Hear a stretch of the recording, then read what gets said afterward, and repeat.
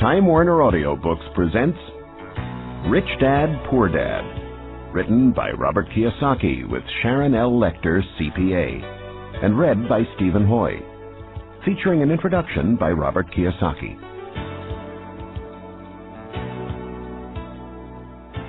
I had two fathers, a rich one and a poor one. One was highly educated and intelligent. He had a PhD and completed 4 years of undergraduate. The lack of money is the root of all evil. As a young boy, having two strong fathers, both influencing me, was difficult. I wanted to be a good son and listen, but the two fathers did not say the same things. The contrast in their points of view, particularly where money was concerned, was so extreme that I grew curious and intrigued. I began to start thinking for long periods of time about what each was saying. Much of my private time was spent reflecting, asking myself questions such as, why does he say that? And then asking the same question of the other dad's statement. It would have been much easier to simply say, yeah, he's right, I agree with that, or to simply reject the point of view by saying, the old man doesn't know what he's talking about. Instead, having two dads whom I love forced me to think and ultimately choose a way of thinking for myself. As a process, choosing to think for myself turned out to be much more valuable in the long run, rather than simply accepting or rejecting a single point of view. One of the reasons the rich get richer, the poor get poorer, and the middle class struggles in debt is because the subject of money is taught at home, not in school. Most of us learn about money from our parents. So what can a poor parent tell their child about money? They simply say, stay in school and study hard. The child may graduate with excellent grades, but with a poor person's financial programming and mindset. It was learned while the child was young. Money is not taught in schools. Schools focus on scholastic and professional skills, but not financial skills. This explains how smart bankers, doctors, and accountants who earned excellent grades in school may still struggle financially all their lives. Our staggering national debt is due in large part to highly educated politicians and government officials making financial decisions with little or no training on the subject of money. I often look ahead to the new millennium and wonder what will happen when we have millions of people who will need financial and medical assistance. They will be dependent upon their families or the government for financial support. What will happen when Medicare and Social Security run out of money? How will a nation survive if teaching children about money continues to be left to parents, most of whom will be, or already are, poor? Because I had two influential fathers, I learned from both of them. I had to think about each dad's advice, and in doing so, I gained valuable insight into the power and effect of one's thoughts on one's life. For example, one dad had a habit of saying, I can't afford it. The other dad forbade those words to be used. He insisted I say, how can I afford it? One is a statement, and the other is a question. One lets you off the hook, and the other forces you to think. My soon-to-be-rich dad would explain that by automatically saying the words, I can't afford it, your brain stops working. By asking the question, how can I afford it, your brain is put to work. He did not mean buy everything you wanted. He was fanatical about exercising your mind, the most powerful computer in the world. My brain gets stronger every day because I exercise it. The stronger it gets, the more money I can make. He believed that automatically saying, I can't afford it, was a sign of mental laziness. Although both dads worked hard, I noticed that one dad had a habit of putting his brain to sleep when it came to money matters, and the other had a habit of exercising his brain. The long-term result was that one dad grew stronger financially and the other grew weaker. It is not much different from a person who goes to the gym to exercise on a regular basis versus someone who sits on the couch watching television. Proper physical exercise increases your chances for health, and proper mental exercise increases your chances for wealth. Laziness decreases both health and wealth. My two dads had opposing attitudes in thought. One dad thought that the rich should pay more in taxes and take care of those less fortunate. The other said, taxes punish those who produce and reward those who don't produce. One dad recommended, study hard so you can find a good company to work for. The other recommended, study hard so you can find a good company to buy. One dad said, the reason I'm not rich is because I have you kids.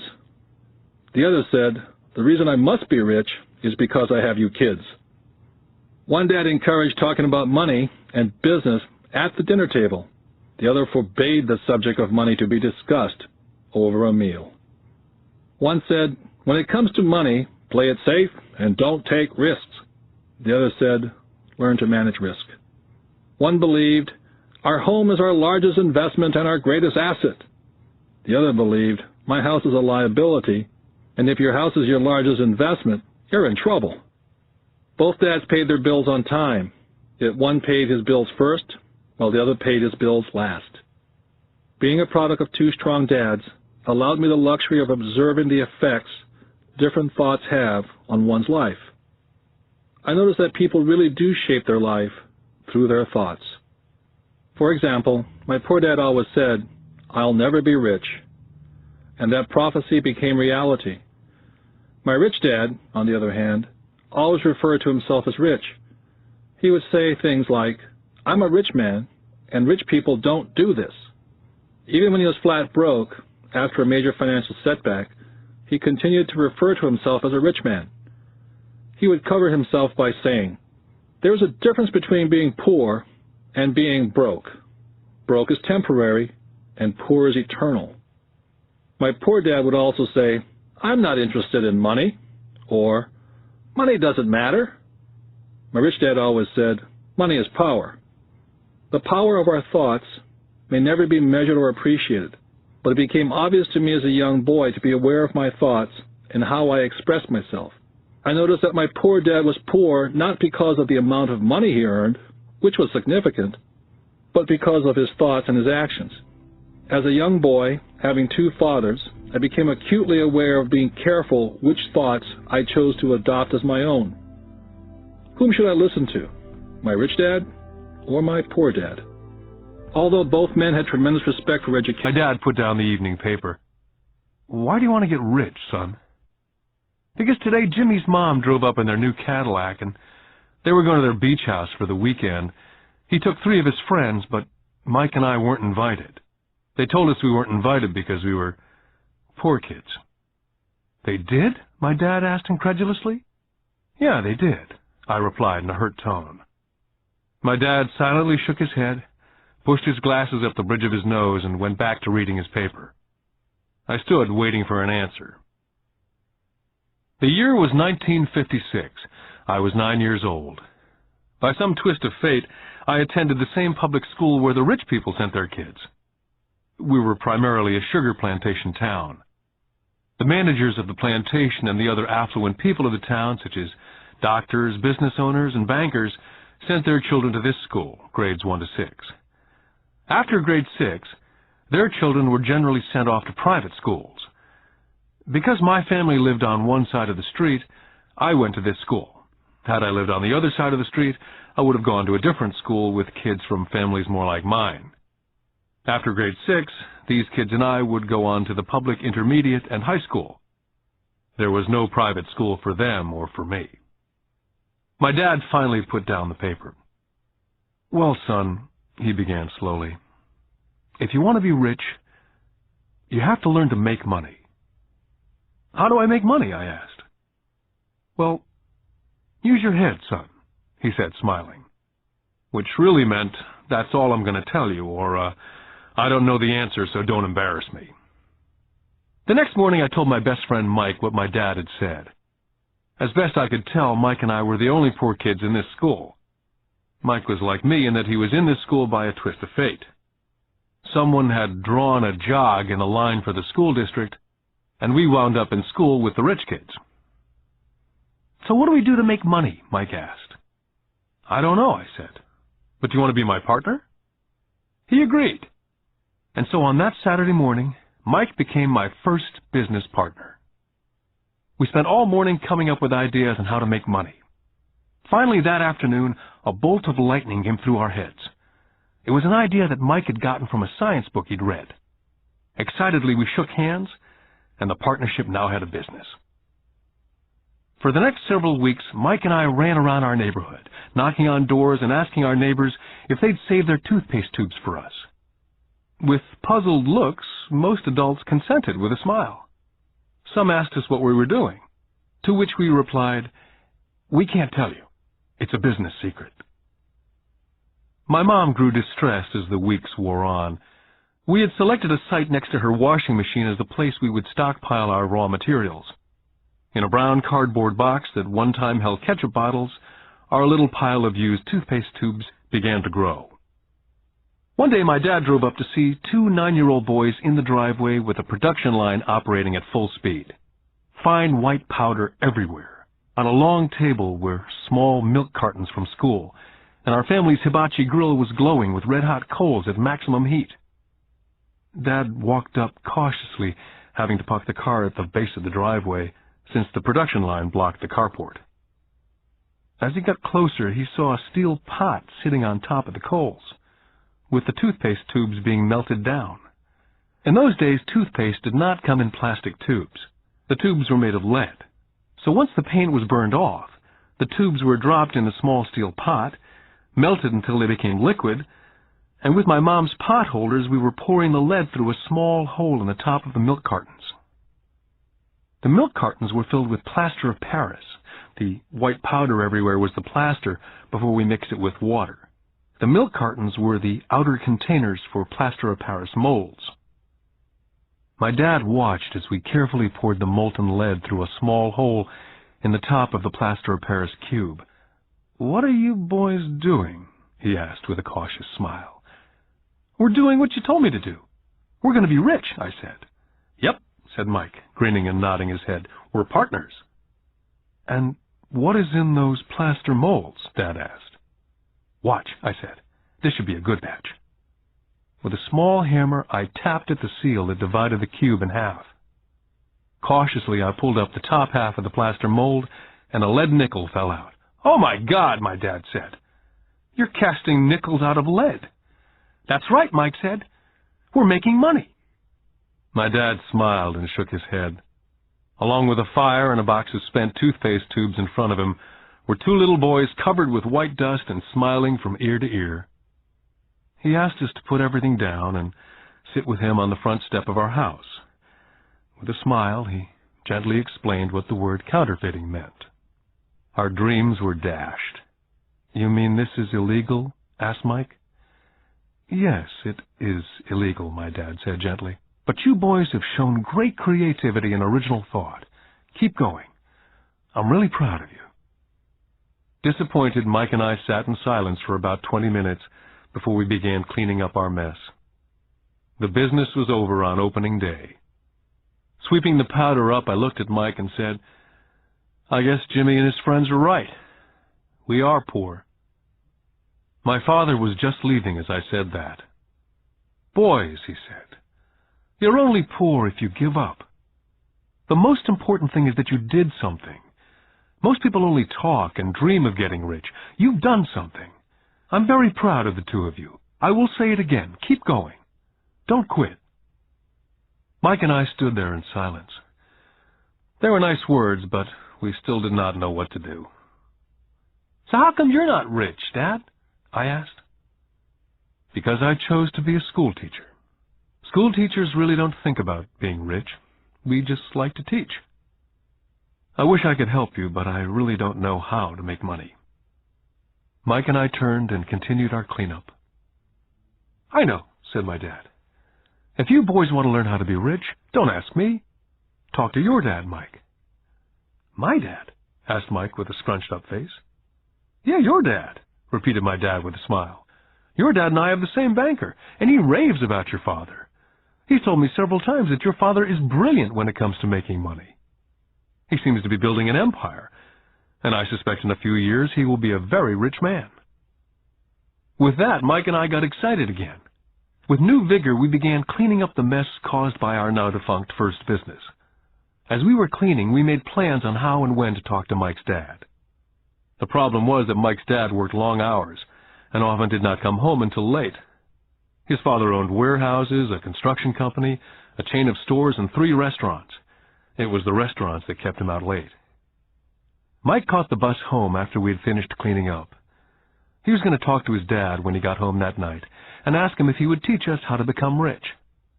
Mike promised to call as soon as he talked to his dad, even if it was late. The phone rang at 8:30 p.m. Mike's dad had agreed to meet with Mike and me. At 7:30 Saturday morning, I caught the bus to the poor side of town. Michael and I met with his dad that morning at 8 o'clock. He was already busy and had been at work for more than an hour. His construction supervisor was just leaving in his pickup truck as I walked up to his simple, small, and tidy home. Mike met me at the door. "Dad's on the phone, and he said to wait on the back porch," Mike said as he opened the door. The old wooden floor creaked as I stepped across the threshold of this aging house. There was a cheap mat just inside the door. That mat was there to hide the years of wear from countless footsteps that the floor had supported. Although clean, it needed to be replaced. I felt claustrophobic as I entered the narrow living room, which was filled with old, musty, overstuffed furniture that today would be collector's items. Sitting on the couch were two women, a little older than my mom. Across from the women sat a man in workman's clothes. They smiled as Mike and I walked past them, heading for the kitchen, which led to the porch that overlooked the backyard. I smiled back shyly. "Who are those people?" I asked.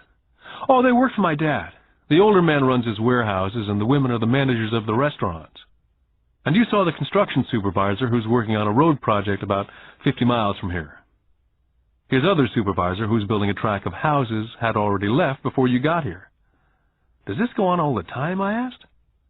"Not always, but quite often," said Mike, smiling as he pulled up a chair to sit down next to me. "I asked him if he'd teach us to make money," Mike said. "Oh? And what did he say to that?" I asked with cautious curiosity. "Well, he had a funny look on his face at first, and then he said he would make us an offer." "Oh," I said, rocking my chair back against the wall. I sat there perched on two rear legs of the chair. Mike did the same thing. Suddenly, Mike's dad burst through the rickety screen door and onto the porch. Mike and I jumped to our feet, not out of respect, but because we were startled. "Ready, boys?"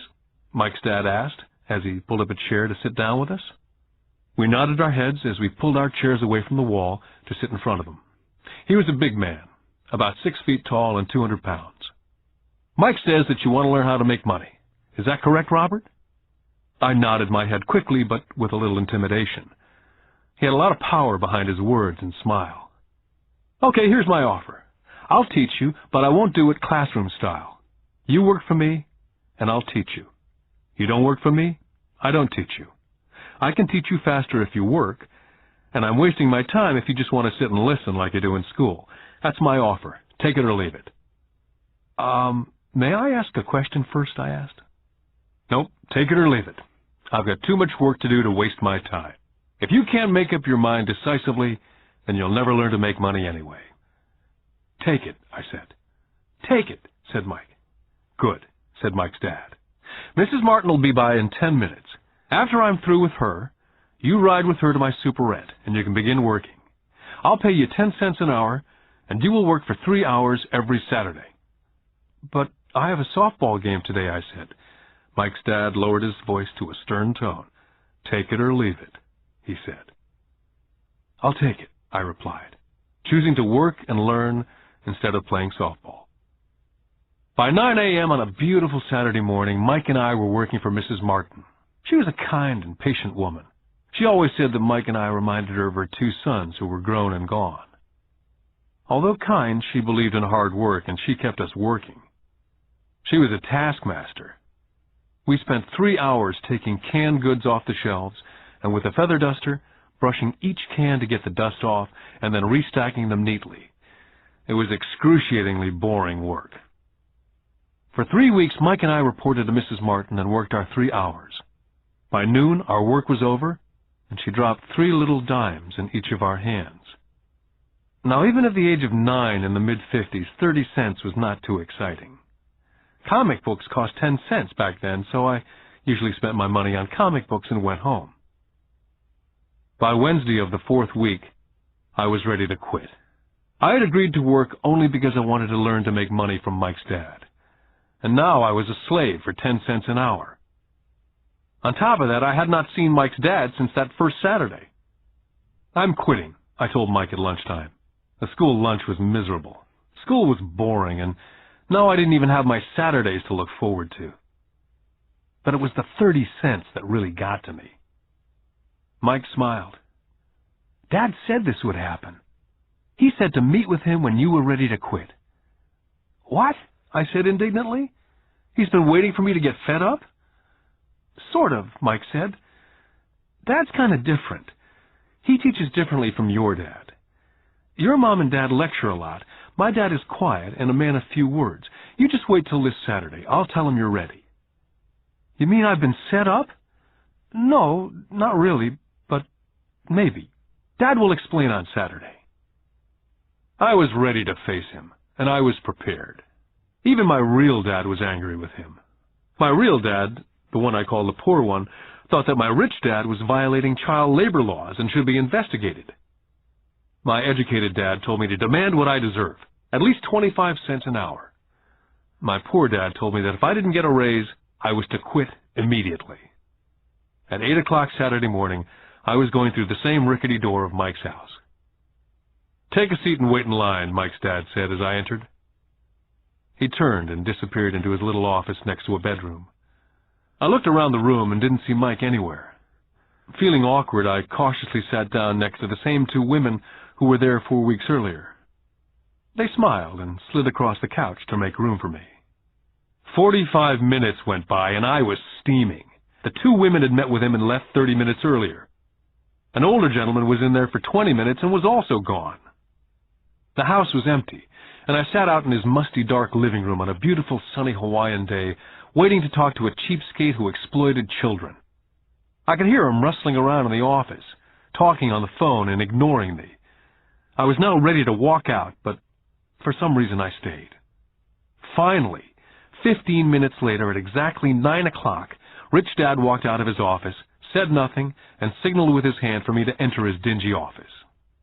"I understand you want a raise or you're going to quit," Rich Dad said as he swiveled in his office chair. "Well, you're not keeping your end of the bargain," I blurted out, nearly in tears. It was really frightening for a 9-year-old boy to confront a grown-up. "You said that you'd teach me if I worked for you." "Well, I've worked for you. I've worked hard. I've given up my baseball games to work for you, and you don't keep your word. You haven't taught me anything. You're a crook like everyone in town thinks you are. You're greedy. You want all the money and don't take care of your employees. You make me wait and don't show me any respect. I'm only a little boy, and I deserve to be treated better." Rich Dad rocked back in his swivel chair, hands up to his chin, somewhat staring at me. "Not bad," he said. "In less than a month, you sound like most of my employees." "What?" I asked. Not understanding what he was saying, I continued with my grievance. "I thought you were going to keep up your end of the bargain and teach me. Instead, you want to torture me.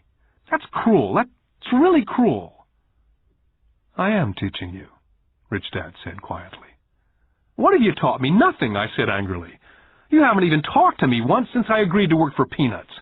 10 cents an hour, huh? I should notify the government about you. We have child labor laws, you know. My dad works for the government, you know." "Wow," said Rich Dad. "Now you sound like most of the people who used to work for me. People I've either fired or they've quit." "So what do you have to say?" I demanded, feeling pretty brave for a little kid. "How do you know that I've not taught you anything?" asked Rich Dad calmly. "Well, you've never talked to me. I've worked for 3 weeks, and you've not taught me anything," I said with a pout. "Does teaching mean talking or a lecture?" Rich Dad asked. "Well, yes," I replied. "That's how they teach you in school," he said, smiling. "But that is not how life teaches you. And I would say that life is the best teacher of all. Most of the time, life does not talk to you, just sort of pushes you around. Each push is life saying, 'Wake up. There's something I want you to learn.'" I had no idea what he was talking about. Life pushes all of us around. Some give up, others fight. A few learn the lesson and move on. They welcome life pushing them around. To these few people, it means they need and want to learn something. They learn and move on. Most quit, and a few like you fight. Rich Dad stood, and shut the creaky old wooden window that needed repair. If you learn this lesson, you will grow into a wise, wealthy, and happy young man. If you don't, you will spend your life blaming a job, low pay, or your boss for your problems. You'll live life hoping for that big break that'll solve all your money problems. Rich Dad looked over to me to see if I was still listening. His eyes met mine. We stared at each other, streams of communication going between us through our eyes. Finally, I pulled away once I had absorbed his last message. I knew he was right. I was blaming him, and I did ask to learn. I was fighting. Rich Dad continued, or if you're the kind of person who has no guts, you just give up every time life pushes you. If you're that kind of person, you'll live all your life playing it safe, doing the right things, saving yourself for some event that never happens. Then you die a boring old man. You'll have lots of friends who'll really like you because you were such a nice, hard-working guy. You spent a life playing it safe, doing the right things. But the truth is, you let life push you into submission. Deep down, you were terrified of taking risks. You really wanted to win, but the fear of losing was greater than the excitement of winning. Deep inside, you and only you will know that you didn't go for it. You chose to play it safe. Our eyes met again. For 10 seconds, we looked at each other, only pulling away once the message was received. "You've been pushing me around?" I asked. "Some people might say that," smiled Rich Dad. "I would say that I just gave you a taste of life." "What taste of life?" I asked, still angry but not curious. "You boys are the first people that have ever asked me to teach them how to make money. I have more than 150 employees, and not one of them has asked me what I know about money. They ask me for a job and a paycheck, but never to teach them about money. So most will spend the best years of their lives working for money, not really understanding what it is they're working for." I sat there listening intently. "So when Mike told me about you wanting to learn how to make money, I decided to design a course that was close to real life. I could talk till I was blue in the face, but you wouldn't hear a thing. So I decided to let life push you around a bit so you could hear me. That's why I only paid you 10 cents. "So what is the lesson I learned from working for only 10 cents an hour?" I asked. "That you're cheap and exploit your workers?" Rich Dad laughed heartily. "You'd best change your point of view. Stop blaming me, thinking I'm the problem. If you think I'm the problem, then you have to change me. If you realize that you're the problem, then you can change yourself, learn something, and grow wiser." "But you only pay me 10 cents. "So what are you learning?" Rich Dad asked, smiling. "That you're cheap," I said with a sly grin. "See, you think I'm the problem," said Rich Dad. "But you are. Well, keep that attitude and you learn nothing. Keep the attitude that I'm the problem, and what choices do you have?" "Well, if you don't pay me more or show me more respect and teach me, I'll quit." "Well put," Rich Dad said. And that's exactly what most people do. They quit and go looking for another job, better opportunity, and higher pay, actually thinking that a new job or more pay will solve the problem. In most cases, it won't. "So what will solve the problem?" I asked. "Just take this measly 10 cents an hour and smile?" Rich Dad smiled. "That's what the other people do. Just accept a paycheck, knowing that they and their family will struggle financially. But that's all they do. Waiting for a raise, thinking that more money will solve the problem. Most just accept it, and some take a second job working harder, but again accepting a small paycheck." I sat staring at the floor, beginning to understand the lesson Rich Dad was presenting. I could sense it was a taste of life. Finally, I looked up and repeated the question. "So what will solve the problem?" "This," he said, tapping me gently on the head. "This stuff between your ears." It was at that moment that Rich Dad shared the pivotal point of view that separated him from his employees and my poor dad, and led him to eventually become one of the richest men in Hawaii, while my highly educated but poor dad struggled financially all his life. It was a singular point of view that made all the difference over a lifetime. Rich Dad said over and over this point of view, which I call lesson number 1. The rich don't work for money. On that bright Saturday morning, I was learning a completely different point of view from what I'd been taught by my poor dad.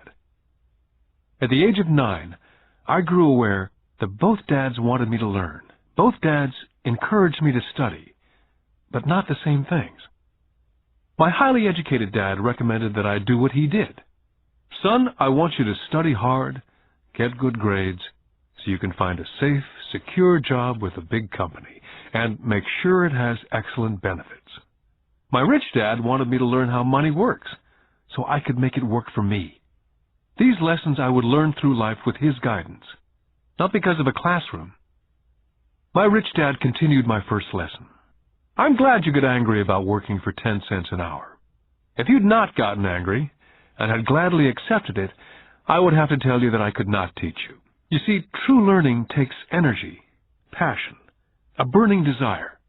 Anger is a big part of that formula, for passion is anger and love combined.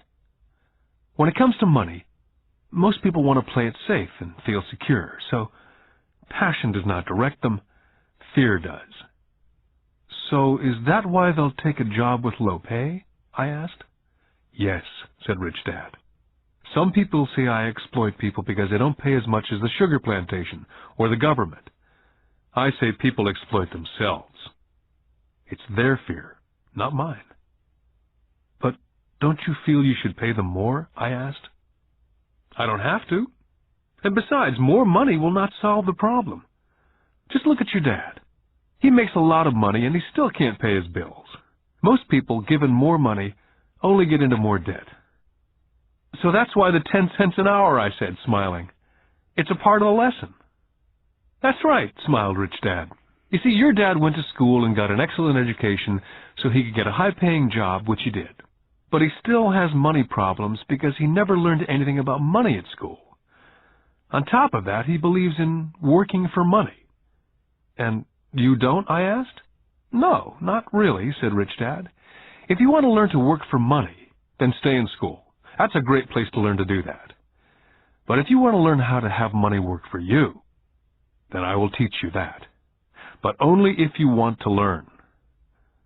Wouldn't everyone want to learn that, I asked? No, said Rich Dad, simply because it's easier to learn to work for money, especially if fear is your primary emotion when the subject of money is discussed. I don't understand, I said with a frown. Oh, don't worry about that for now. Just know that it's fear that keeps most people working at a job.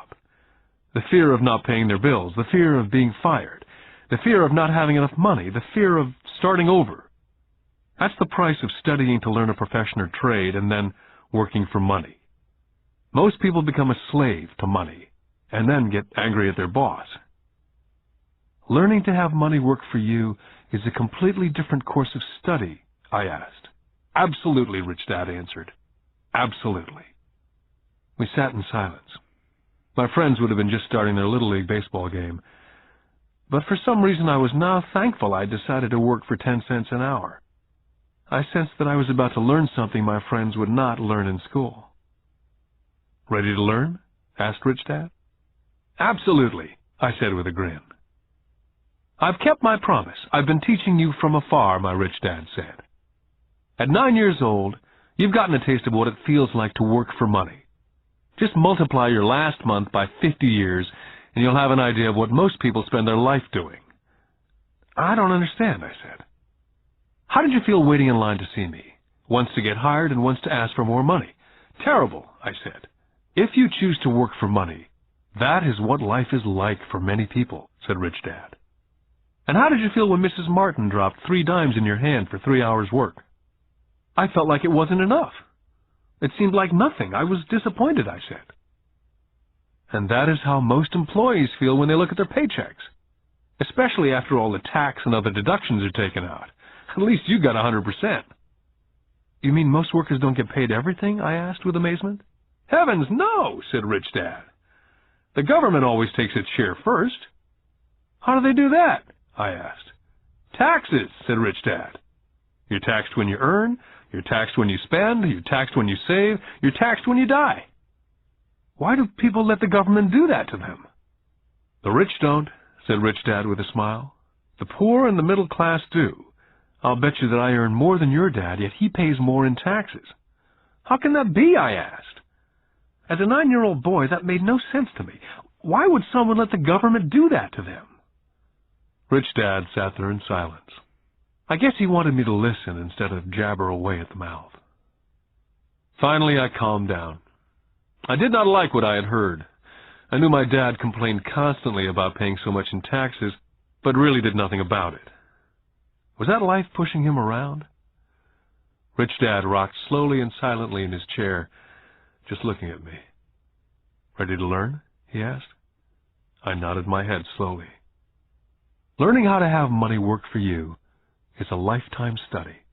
Most people go to college for 4 years and their education ends. I already know that my study of money will continue over a lifetime simply because the more I find out, the more I find out I need to know. Most people never study the subject. They go to work, get their paycheck, balance their checkbooks, and that's it. On top of that, they wonder why they have money problems. Then they think that more money will solve the problem. Few realize that it's their lack of financial education that is the problem. So, my dad has tax problems because he doesn't understand money? I asked, confused. Look, said Rich Dad, taxes are just one small section on learning how to have money work for you.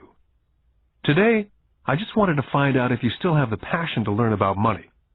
Most people don't. They want to go to school, learn a profession, have fun at their work, and earn lots of money.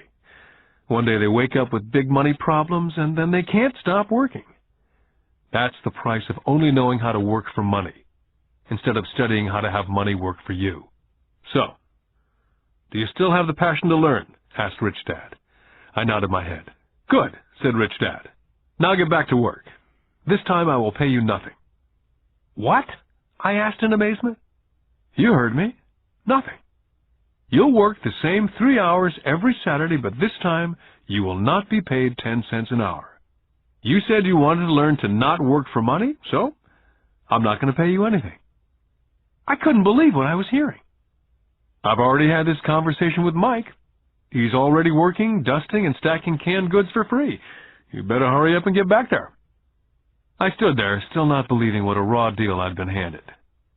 Here I came to ask for a raise, and now I was being told to keep working for nothing. Rich Dad tapped me on the head and said, "Use this. Now get out of here." I didn't tell my poor dad I wasn't being paid. He would not have understood, and I did not want to try to explain something that I did not yet understand myself. For 3 more weeks, Mike and I worked for 3 hours every Saturday for nothing. The work didn't bother me, and the routine got easier. It was the missed baseball games and not being able to afford to buy a few comic books that got to me. Rich Dad stopped by at noon on the 3rd week. We heard his truck pull up in the parking lot and sputter when the engine was turned off. He entered the store and greeted Mrs. Martin with a hug. After finding out how things were going in the store, he reached into the ice cream freezer, pulled out 2 bars, paid for them, and signaled to Mike and me, "Let's go for a walk, boys." We crossed the street, dodging a few cars, and walked across a large grassy field where a few adults were playing softball. Sitting down at a remote picnic table, he handed Mike and me the ice cream bars. "How's it going, boys?" "Okay," Mike said. I nodded in agreement. "Learn anything yet?" Rich Dad asked. Mike and I looked at each other, shrugged our shoulders, and shook our heads in unison. "Well, you boys had better start thinking. You're staring at one of life's biggest lessons. If you learn the lesson, you'll enjoy a life of great freedom and security. If you don't learn the lesson, you'll wind up like Mrs. Martin and most of the people playing softball in this park. They work very hard for a little money, clinging to the illusion of job security, looking forward to a 3-week vacation each year and a skimpy pension after 45 years of work. Now, if that excites you, I'll give you a raise to 25 cents an hour." "But these are good, hard-working people. Are you making fun of them?" I demanded. A smile came over Rich Dad's face. "Mrs. Martin's like a mother to me, and I would never be that cruel. I may sound cruel because I'm doing my best to point something out to the 2 of you. I want to expand your point of view so you can see something most people never have the benefit of seeing because their vision is too narrow. Most people never see the trap they're in." Mike and I sat there uncertain of his message, He sounded cruel, yet we could sense he was desperately wanting us to know something. With a smile, Rich Dad said, "Doesn't that 25 cents an hour sound good? Doesn't that make your heart beat a little faster?" I shook my head no, but it really did. 25 cents an hour would be big bucks to me. "Okay, I'll pay you $1 an hour," Rich Dad said with a sly grin. Now my heart was beginning to race. My brain was screaming, "Take it, take it." I could not believe what I was hearing. Still, I said nothing. "Okay, $2 an hour." My little 9-year-old brain and heart nearly exploded. After all, it was 1956, and being paid $2 an hour would have made me the richest kid in the world. I couldn't imagine earning that kind of money. I wanted to say yes, but somehow my mouth stayed silent. Maybe my brain had overheated and blown a fuse, but deep down I badly wanted that $2 an hour. The ice cream had melted and was running down my hand. Rich Dad was looking at two boys staring back at him, eyes wide open and brains empty. He knew that he was testing us, and he knew there was part of our emotions that wanted to take the deal. "Okay," he said, $5 an hour. Suddenly there was a silence from inside me. Something had changed. The offer was too big and had gotten ridiculous. Not too many grown-ups in 1956 made more than $5 an hour. The temptation disappeared and a calm set in. Slowly I turned to my left to look at Mike. He looked back at me. The part of my soul that was weak and needy was silenced. The part of me that had no price took over. There was a calm and a certainty about money that entered my brain and my soul. I knew Mike had gotten to that point also. "Good," Rich Dad said softly. "Most people have a price. And they have a price because of human emotions named fear and greed. First, the fear of being without money motivates us to work hard. And then once we get that paycheck, greed or desire starts us thinking about all the wonderful things money can buy. The pattern is then set." "What pattern?" I asked. "The pattern of get up, go to work, pay bills, get up, go to work, pay bills. Their lives are then run forever by two emotions, fear and greed. Offer them more money, and they continue the cycle by also increasing their spending. This is what I call the rat race." "There is another way?" Mike asked. "Yes," said Rich Dad slowly, "but only a few people find it." "And what is that way?" Mike asked. "That's what I hope you boys will find out as you work and study with me. That is why I took away all forms of pay." "Any hints?" Mike asked. "We're kind of tired of working hard, especially for nothing." "Well, the first step is telling the truth," said Rich Dad. "We haven't been lying," I said. "I did not say you were lying. I said to tell the truth," Rich Dad came back. "The truth about what?" I asked. "How you're feeling," Rich Dad said. "You don't have to say it to anyone else, just yourself." "You mean the people in this park, the people who work for you, Mrs. Martin, they don't do that?" I asked. "I doubt it," Rich Dad said. "Instead, they feel the fear of not having money. Instead of confronting the fear, they react instead of think. They react emotionally instead of using their heads," Rich Dad said, tapping us on our heads. "Then they get a few bucks in their hands, and again the emotion of joy and desire and greed take over. And again they react instead of think." "So their emotions do their thinking," Mike said. "That's correct," said Rich Dad. "Money is running their lives, and they refuse to tell the truth about that. Money is in control of their emotions, and hence their souls." Rich Dad sat quietly, letting his words sink in. Realizing we had absorbed as much as possible of what he was talking about, Rich Dad said, "I want you boys to avoid that trap. That is really what I want to teach you. Not just to be rich, because being rich does not solve the problem." "It doesn't?" I asked, surprised. "No, it doesn't. Let me finish with the other emotion, which is desire. Some call it greed, but I prefer desire. It's perfectly normal to desire something better, prettier, more fun or exciting. So people also work for money because of desire. They desire money for the joy they think it can buy. But the joy that money brings is often short-lived, and they soon need more money for more joy, more pleasure, more comfort, more security. So they keep working, thinking money will soothe their souls that are troubled by fear and desire. But money cannot do that. Even for rich people, Mike asked. Rich people included, said Rich Dad. In fact, the reason many rich people are rich is not because of desire, but because of fear. They actually think that money can eliminate that fear of not having money, of being poor. So they amass tons of it only to find out that the fear gets worse. They now fear losing it. I have friends who keep on working even though they have plenty. I know people who have millions who are more afraid now than when they were poor. They're terrified of losing all their money. I want to teach you to master the power of money, not be afraid of it. And they don't teach that in school. If you don't learn it, you can become a slave to money. It was finally making sense.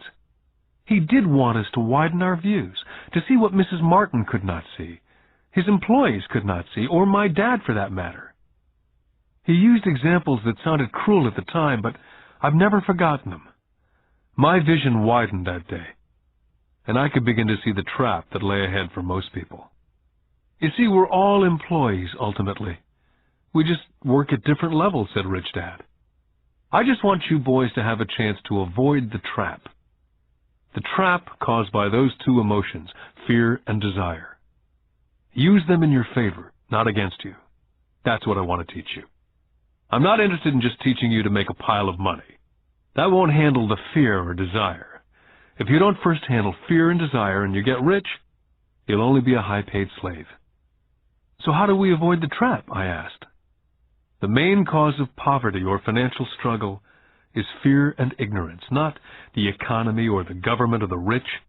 It's self-inflicted fear and ignorance that keeps people trapped. So you boys go to school and get your college degrees. I'll teach you how to stay out of the trap. The pieces of the puzzle were appearing. My highly educated dad had a great education and a great career, but school never told him how to handle money or his fears. It became clear that I could learn different and important things from two fathers. So you've been talking about the fear of not having money. How does the desire of money affect our thinking? Mike asked. How did you feel when I tempted you with a pay raise? Did you notice your desires rising? We nodded our heads. By not giving into your emotions, you were able to delay your reactions and think. That's most important. We will always have emotions of fear and greed. From here on in, it's most important for you to use those emotions to your advantage and for the long term, and not simply let your emotions run you by controlling your thinking. Most people use fear and greed against themselves. That's the start of ignorance. Most people live their lives chasing paychecks, pay raises, and job security because of the emotions of desire and fear, not really questioning where those emotion-driven thoughts are leading them. It's just like the picture of a donkey dragging a cart with its owner dangling a carrot just in front of the donkey's nose. The donkey's owner may be going where he wants to go, but the donkey is chasing an illusion. Tomorrow there will only be another carrot for the donkey. You mean the moment I began to picture a new baseball glove, candy or toys that's like a carrot to a donkey, Mike asked? Yeah. And as you get older, your toys get more expensive. New car, boat, and a big house to impress your friends, said Rich Dad with a smile. Fear pushes you out the door, and desire calls to you, enticing you toward the rocks. That's the trap. So what's the answer? Mike asked. What intensifies fear and desire is ignorance. That's why rich people with lots of money often have more fear the richer they get. Money is the carrot, the illusion. Rich Dad went on to explain that a human's life is a struggle between ignorance and illumination. He explained that once a person stops searching for information and knowledge of oneself, ignorance sets in. That struggle is a moment-to-moment decision to learn to open or close one's mind. Look, school is very, very important. You go to school to learn a skill or a profession so as to be a contributing member of society. Every culture needs teachers, doctors, mechanics, artists, cooks, Business people, police officers, firefighters, soldiers. Schools train them so our culture can thrive and flourish, said Rich Dad. Unfortunately for many people, school is the end, not the beginning. What does ignorance have to do with greed and fear, I asked. Because it's ignorance about money that causes so much greed and so much fear, said Rich Dad. Let me give you some examples. A doctor wanting more money to better provide for his family raises his fees. By raising his fees, it makes healthcare more expensive for everyone. Now, it hurts the poor people the most, so poor people have worse health than those with money. Because the doctors raise their rates, the attorneys raise their rates. Because the attorneys' rates have gone up, school teachers want to raise, which raises our taxes, and on and on and on. Soon there will be such a horrifying gap between the rich and the poor that chaos will break out, and another great civilization will collapse. Great civilizations collapsed when the gap between the haves and the have-nots was too great. America is on the same course, proving once again that history repeats itself, because we do not learn from history. We only memorize historical dates and names, not the lesson. Aren't prices supposed to go up, I asked. Not in an educated society with a well-run government. Prices should actually come down. Of course, that's often only true in theory. Prices go up because of greed and fear caused by ignorance. If schools taught people about money, there would be more money and lower prices. But schools only focus on teaching people to work for money, not how to harness money's power. But don't we have business schools, Mike asked? Aren't you encouraging me to go to business school for my master's degree? Yes, said Rich Dad. But all too often business schools train employees who are sophisticated bean counters. Heaven forbid a bean counter takes over a business. All they do is look at the numbers, fire people, and kill the business. I know, because I hire bean counters. All they think about is cutting costs and raising prices, which causes more problems. Bean counting is important. I wish more people knew it, but it too is not the whole picture, added Rich Dad angrily. So is there an answer? Asked Mike. Yes, said Rich Dad. Learn to use your emotions to think, not think with your emotions. When you boys mastered your emotions, first by agreeing to work for free, I knew there was hope. When you again resisted your emotions when I tempted you with more money, you were again learning to think in spite of being emotionally charged. That's the first step. Can you tell the difference between emotions thinking and the head thinking? Mike asked. Oh, yes, I hear it all the time, said Rich Dad. I hear things like, well, everyone has to work, or the rich are crooks, or I'll get another job, I deserve this raise. You can't push me around, or I like this job because it's secure. Instead of, is there something I'm missing here? Which breaks the emotional thought and gives you time to think clearly. I must admit it was a great lesson to be getting, to know when someone was speaking out of emotions or out of clear thought. It was a lesson that served me well for life, especially when I was the one speaking out of reaction and not from clear thought. As we headed back to the store, Rich Dad explained that the rich really did make money. They did not work for it. He went on to explain that when Mike and I were casting 5-cent pieces out of lead, thinking we were making money, we were very close to thinking the way rich people think. The problem was that it was illegal for us to do it. Rich Dad went on to explain that the rich know that money is an illusion, truly like the carrot for the donkey. It's only out of fear and greed that the illusion of money is held together by billions of people thinking that money is real. Money is really made up. It was only because of the illusion of confidence and the ignorance of the masses that the house of cards stood standing. In fact, he said, in many ways the donkey's carrot was more valuable than money. As he climbed into his pickup truck outside of his little convenience store, he said, "Keep working, boys. But the sooner you forget about needing a paycheck, the easier your adult life will be. Keep using your brain. Work for free. And soon your mind will show you ways of making money far beyond what I could ever pay you. You'll begin to see opportunities right in front of you that in the past would have gone unnoticed." Mike and I picked up our things from the store and waved goodbye to Mrs. Martin. We went back to the park, to the same picnic bench, and spent several more hours thinking and talking. We spent the next week at school thinking and talking. For 2 more weeks, we kept thinking and talking and working for free.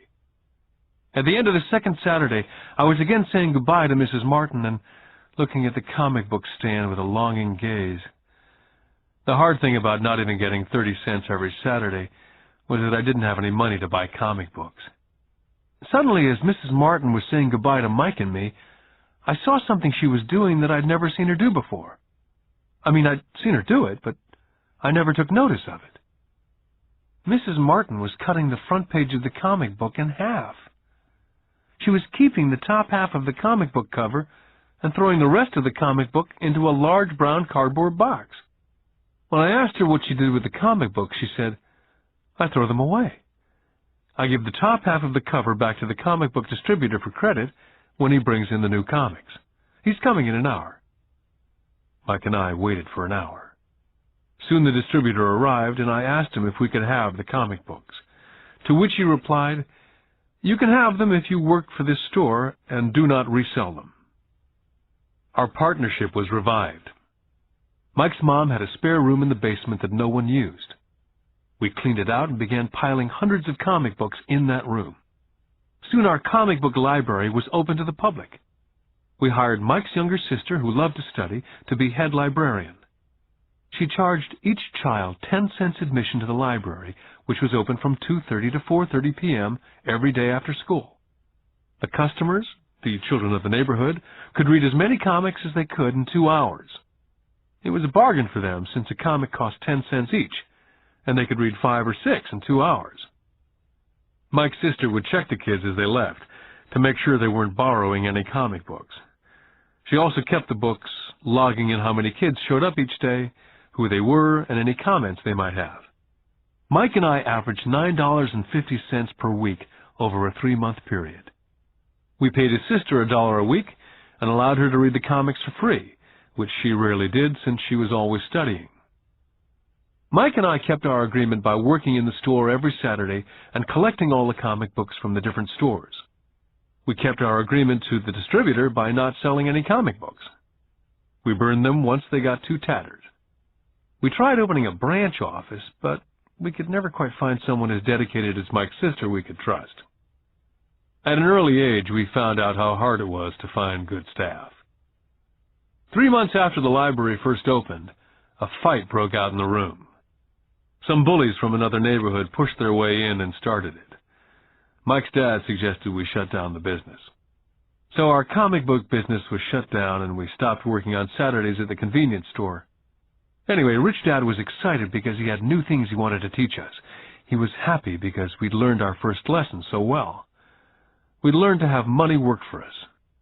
By not getting paid for our work at the store, we were forced to use our imaginations to identify an opportunity to make money. By starting our own business, the comic book library, we were in control of our own finances, not dependent on an employer. The best part was that our business generated money for us, even when we weren't physically there. Our money worked for us. Instead of paying us money, Rich Dad had given us so much more. Lesson 2. Why Teach Financial Literacy? In 1990, my best friend Mike took over his father's empire and is in fact doing a better job than his dad did. We see each other once or twice a year on the golf course. He and his wife are wealthier than you could imagine. Rich Dad's empire is in great hands, and Mike is now grooming his son to take his place, as his dad groomed us. In 1994, I retired at the age of 47, and my wife Kim was 37. Retirement does not mean not working.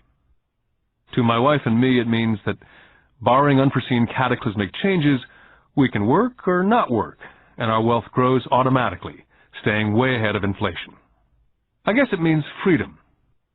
The assets are large enough to grow by themselves. It's like planting a tree. You water it for years, and then one day it doesn't need you anymore.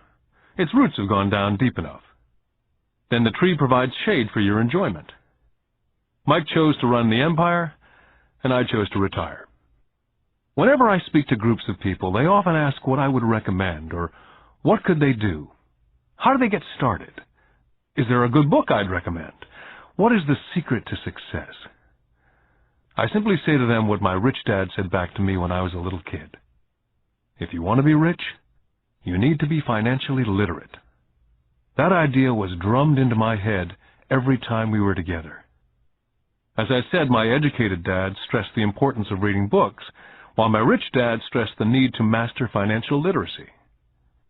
If you're going to build the Empire State Building, the first thing you need to do is dig a deep hole and pour a strong foundation. If you're going to build a home in the suburbs, all you need to do is pour a 6-inch slab of concrete. Most people, in their drive to get rich, are trying to build an Empire State Building on a 6-inch slab. Our school system, having been created in the agrarian age, believes in homes with no foundation dirt floors are still the rage. So kids graduate from school with virtually no financial foundation.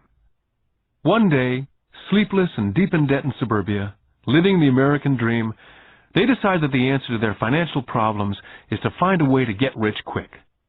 Construction on the skyscraper begins. It goes up quickly, and soon, instead of the Empire State Building, we have the Leaning Tower of suburbia. The sleepless nights return. As for Mike and me in our adult years, both of our choices were possible, because we were taught to pour a strong financial foundation when we were just kids. Now, accounting is possibly the most boring subject in the world. It also could be the most confusing. But if you want to be rich, long term, it could be the most important subject. The question is, how do you take a boring and confusing subject and teach it to kids? The answer is, make it simple. My rich dad poured a strong financial foundation for Mike and me. Since we were just kids, he created a simple way to teach us. For years, he only drew pictures and used words. Mike and I understood the simple drawings, the jargon, the movement of money. And then in later years, Rich Dad began adding numbers. Most importantly, you must know the difference between an asset and a liability, and buy assets. If you want to be rich, this is all you need to know. It is rule number 1. It is the only rule. This may sound absurdly simple, but most people have no idea how profound this rule is. Most people struggle financially because they do not know the difference between an asset and a liability. Rich people acquire assets. The poor and middle class acquire liabilities, but they think they are assets. When Rich Dad explained this to Mike and me, we thought he was kidding. Here we were nearly teenagers and waiting for the secret to get rich, and this was his answer. It was so simple that we had to stop for a long time to think about it. If it's that simple, how come everyone's not rich? I asked.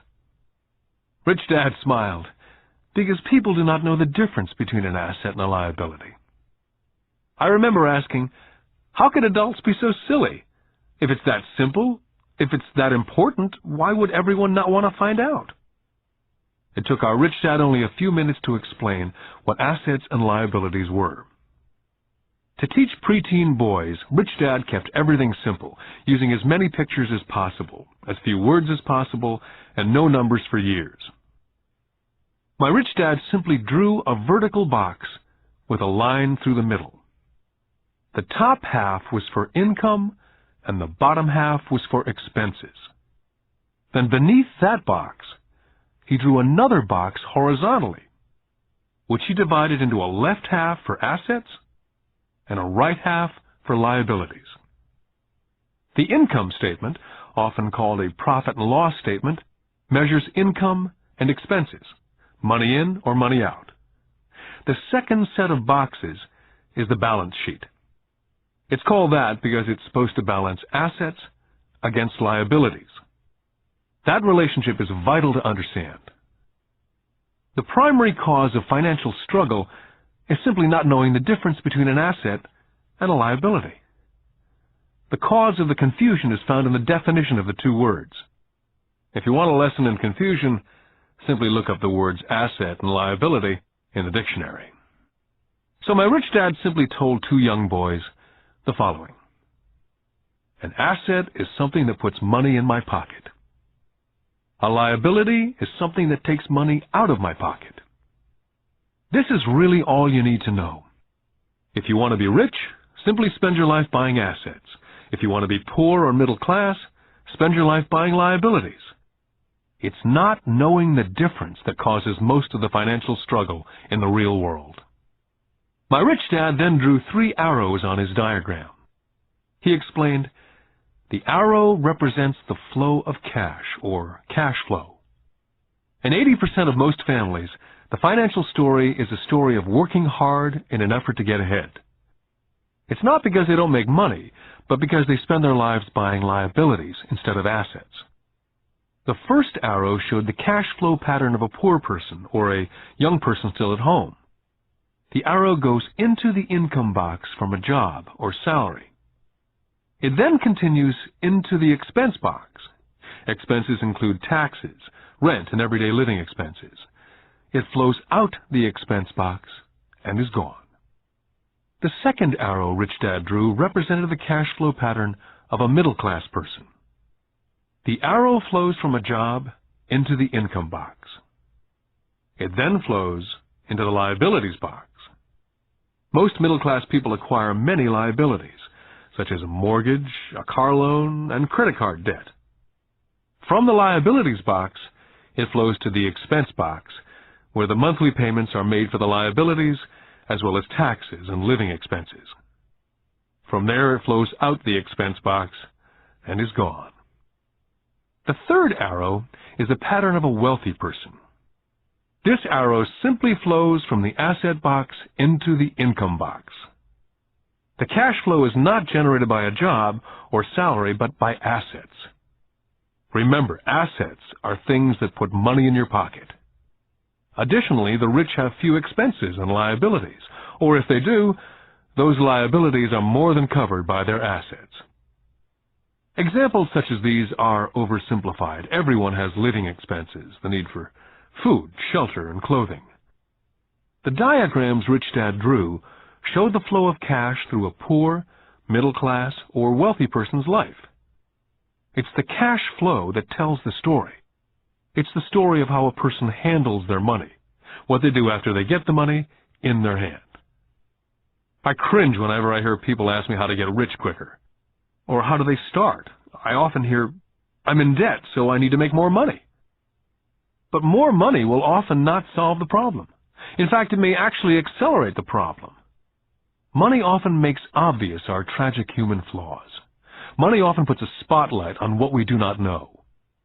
That's why, all too often, a person who comes into a sudden windfall of cash, let's say an inheritance, a pay raise, or lottery winnings, soon returns to the same financial mess, if not worse than the mess they were in before they received the money. Money only accentuates the cash flow pattern running in your head. If your pattern is to spend everything you get, most likely an increase in cash will just result in an increase in spending. Thus the saying, a fool and his money is one big party.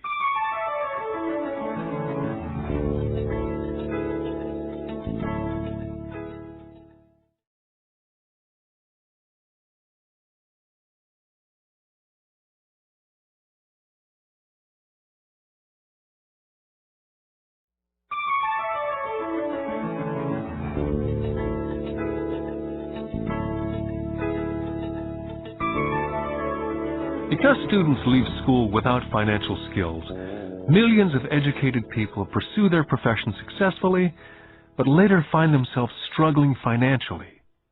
They work harder but don't get ahead. What's missing from their education is not how to make money, but how to spend money. What to do after you make it. It's called financial aptitude.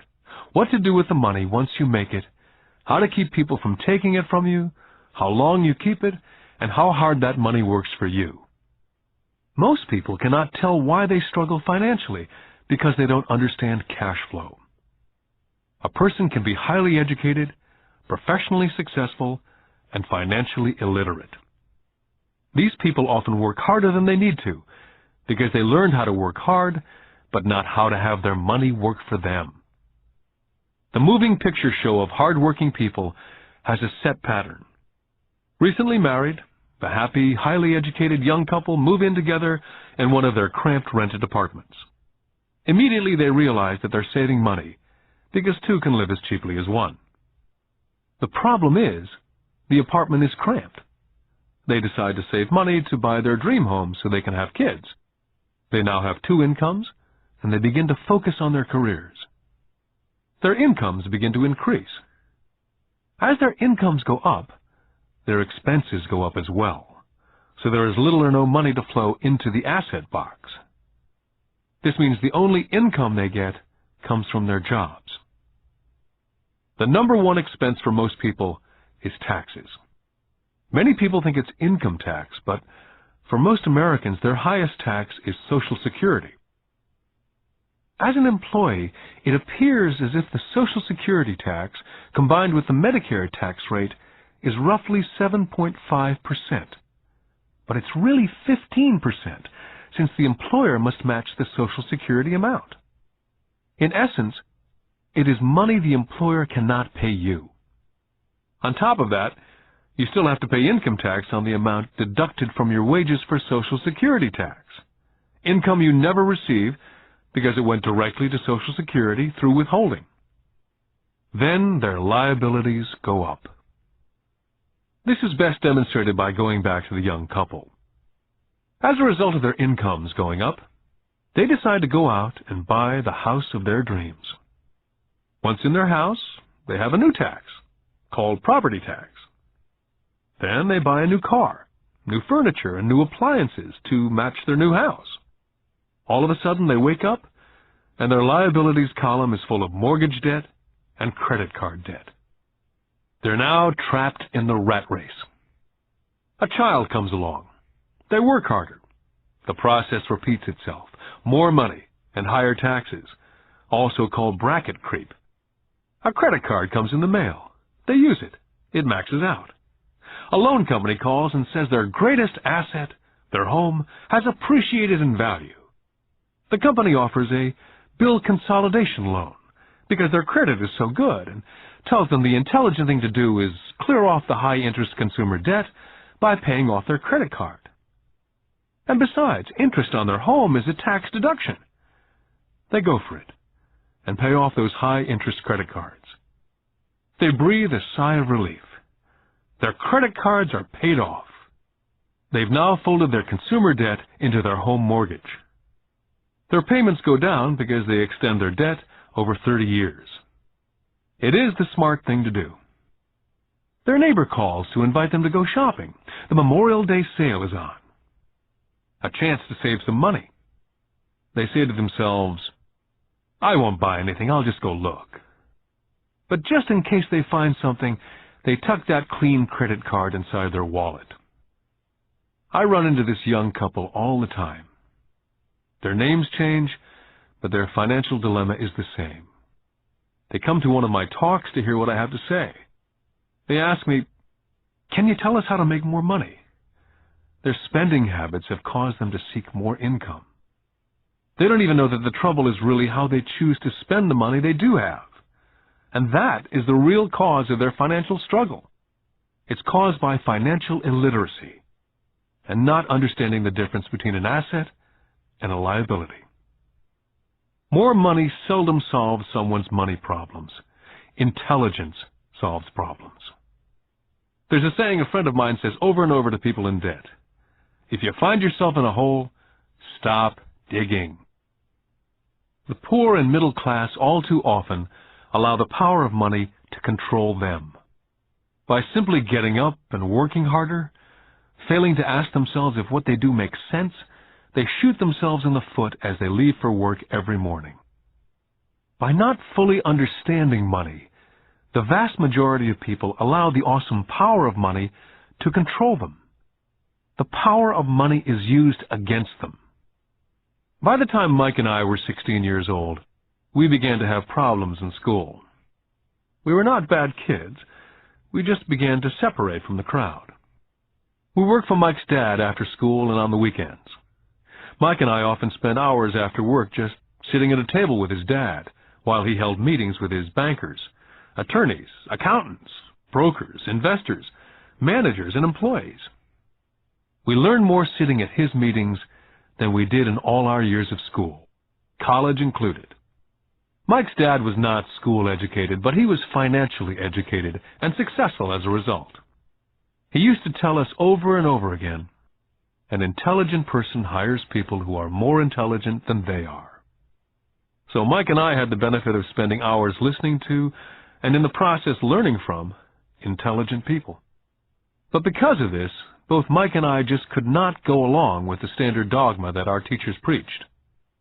Occasionally, Mike or I would ask our teachers how what we studied was applicable, or we asked why we never studied money and how it worked. To the latter question, we often got the answer that money was not important, that if we excelled in our education, the money would follow. The more we knew about the power of money, the more distant we grew from the teachers and our classmates. My highly educated dad never pressured me about my grades. I often wondered why, but we did begin to argue about money. By the time I was 16, I probably had a far better foundation with money than both my mom and dad. I could keep books. I listened to tax accountants, corporate attorneys, bankers, real estate brokers, investors, and so forth. My dad talked to teachers. One day, my dad was telling me why our home was his greatest investment. A not too pleasant argument took place when I showed him why I thought a house was not a good investment. The argument illustrated the difference in perception between my rich dad and my poor dad when it came to their homes. Poor dad thought his house was an asset and listed it in the asset box, and the rich dad thought it was a liability and put his home in the liability box.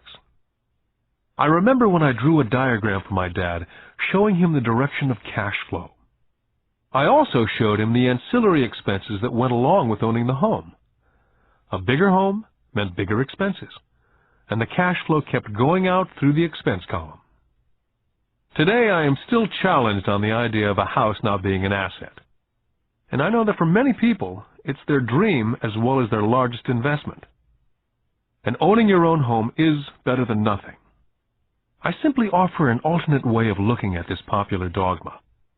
My wife and I would love a bigger, more flashy house to impress the Joneses, but we know it is not an asset. It's a liability since it takes money out of our pocket. So here's the argument I put forth. I really do not expect most people to agree with it because a nice home is an emotional thing. And when it comes to money, high emotions tend to lower financial intelligence. When it comes to houses, I point out that most people work all their lives paying for a home they never own. In other words, most people buy a new house every so many years, each time incurring a new 30-year loan to pay off the previous one. Even though people receive a tax deduction for interest on mortgage payments, they pay for all their other expenses with after-tax dollars, even after they pay off their mortgage. Then there are property taxes. My wife's parents were shocked when the property taxes on their home went to $1,000 a month. This was after they'd retired, so the increase put a strain on their retirement budget, and they felt forced to move. Also, houses do not always go up in value. I still had friends who owe $1 million for a home that will today sell for only $700,000. Finally, the greatest losses of all are those from missed opportunities. If all your money is tied up in your house, you may be forced to work harder because your money continues blowing out of the expense column instead of adding to the asset column. The classic middle-class cash flow pattern. If a young couple would put more money into their asset column early on, their later years would get easier, especially as they prepared to send their children to college. Their assets would have grown and would be available to help cover expenses. All too often, a house only serves as a vehicle for incurring a home equity loan to pay for mounting expenses. In summary, the end result in making a decision to own a house that is too expensive in lieu of starting an investment portfolio early on impacts an individual in at least the following 3 ways. Number 1, loss of time, during which other assets could have grown in value. Number 2, loss of additional capital, which could have been invested instead of paying for high maintenance expenses related directly to the home. Number 3, loss of education. Too often, people count their house, savings, and retirement plan as all they have in their asset column. Because they have no money to invest, they simply do not invest. This costs them investment experience. Most never become what the investment world calls a sophisticated investor. And the best investments are usually first sold to sophisticated investors, who then turn around and sell them to the people playing it safe. My educated dad's personal financial statement best demonstrates the life of someone in the rat race. His expenses seem to always keep up with his income, never allowing him to invest in assets. As a result, his liabilities, such as his mortgage and credit card debts, are larger than his assets. My rich dad's personal financial statement, on the other hand, reflects the results of a life dedicated to investing and minimizing liabilities. His assets greatly exceed his liabilities. A review of my rich dad's financial statement is why the rich get richer. The asset column generates more than enough income to cover expenses, with the balance reinvested into the asset column. The asset column continues to grow, and therefore the income it produces grows with it. The result being, the rich get richer. The middle class finds itself in a constant state of financial struggle. Their primary income is through wages, and as their wages increase, so do their taxes. Their expenses tend to increase in equal increments as their wages increase, hence the phrase, the rat race. They treat their home as their primary asset instead of investing in income-producing assets. Remember, the most important rule is to know the difference between an asset and a liability. Once you understand the difference, concentrate your efforts on only buying income-generating assets. That's the best way to get started on a path to becoming rich. Keep doing that, and your asset column will grow. Focus on keeping liabilities and expenses down. This will make more money available to continue pouring into the asset column. This pattern of treating your home as an investment, and the philosophy that a pay raise means you can buy a larger home or spend more, is the foundation of today's debt-ridden society. This process of increased spending throws families into greater debt and into more financial uncertainty, even though they may be advancing in their jobs and receiving pay raises on a regular basis. This is high-risk living caused by weak financial education. As an employee who's also a homeowner, your working efforts are generally as follows. You work for someone else. Most people, working for a paycheck, are making the owner or the shareholders richer. Your efforts and success will help provide for the owner's success and retirement. Next, you work for the government. The government takes its share from your paycheck before you even see it. By working harder, you simply increase the amount of taxes taken by the government. Most people work from January to May just for the government. And finally, you work for the bank. After taxes, your next largest expense is usually your mortgage and credit card debt. The problem with simply working harder is that each of these three levels takes a greater share of your increased efforts.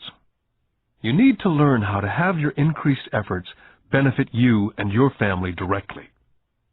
Once you've decided to concentrate on minding your own business, how do you set your goals? For most people, they must keep their profession and rely on their wages to fund their acquisition of assets. As their assets grow, how do they measure the extent of their success? When does someone realize that they are rich, that they have wealth? As well as having my own definitions for assets and liabilities, I also have my own definition for wealth. Actually, I borrowed it from a man named Buckminster Fuller. Some people call him a quack, and others call him a living genius. Years ago, he got all the architects buzzing because he applied for a patent in 1961 for something called a geodesic dome. But in the application, Fuller also said something about wealth. It was pretty confusing at first, but after reading it for a while, it began to make some sense. Wealth is a person's ability to survive so many number of days forward. Or if I stopped working today, how long could I survive? Unlike net worth, the difference between your assets and liabilities, which is often filled with a person's expensive junk and opinions of what things are worth, this definition creates the possibility for developing a truly accurate measurement. I could now measure and really know where I was in terms of my goal to become financially independent. Although net worth often includes these non-cash producing assets like stuff you bought that now sits in your garage, wealth measures how much money your money is making, and therefore your financial survivability. Wealth is the measure of the cash flow from the asset column compared with the expense column. Let's use an example. Let's say I have a cash flow from my asset column of $1,000 a month, and I have monthly expenses of $2,000. What's my wealth? Let's go back to Buckminster Fuller's definition. Using his definition, how many days forward can I survive? And let's assume a 30-day month. By that definition, I have enough cash flow for half a month. When I have achieved $2,000 a month cash flow from my assets, then I will be wealthy. I now have income generated from assets each month that fully covers my monthly expenses. If I want to increase my expenses, I first must increase my cash flow from assets to maintain this level of wealth. Take notice that it's at this point that I am no longer dependent on my wages. I have focused on and been successful in building an asset column that's made me financially independent. If I quit my job today, I would be able to cover my monthly expenses with the cash flow from my assets. My next goal would be to have the excess cash flow from my assets reinvested into the asset column.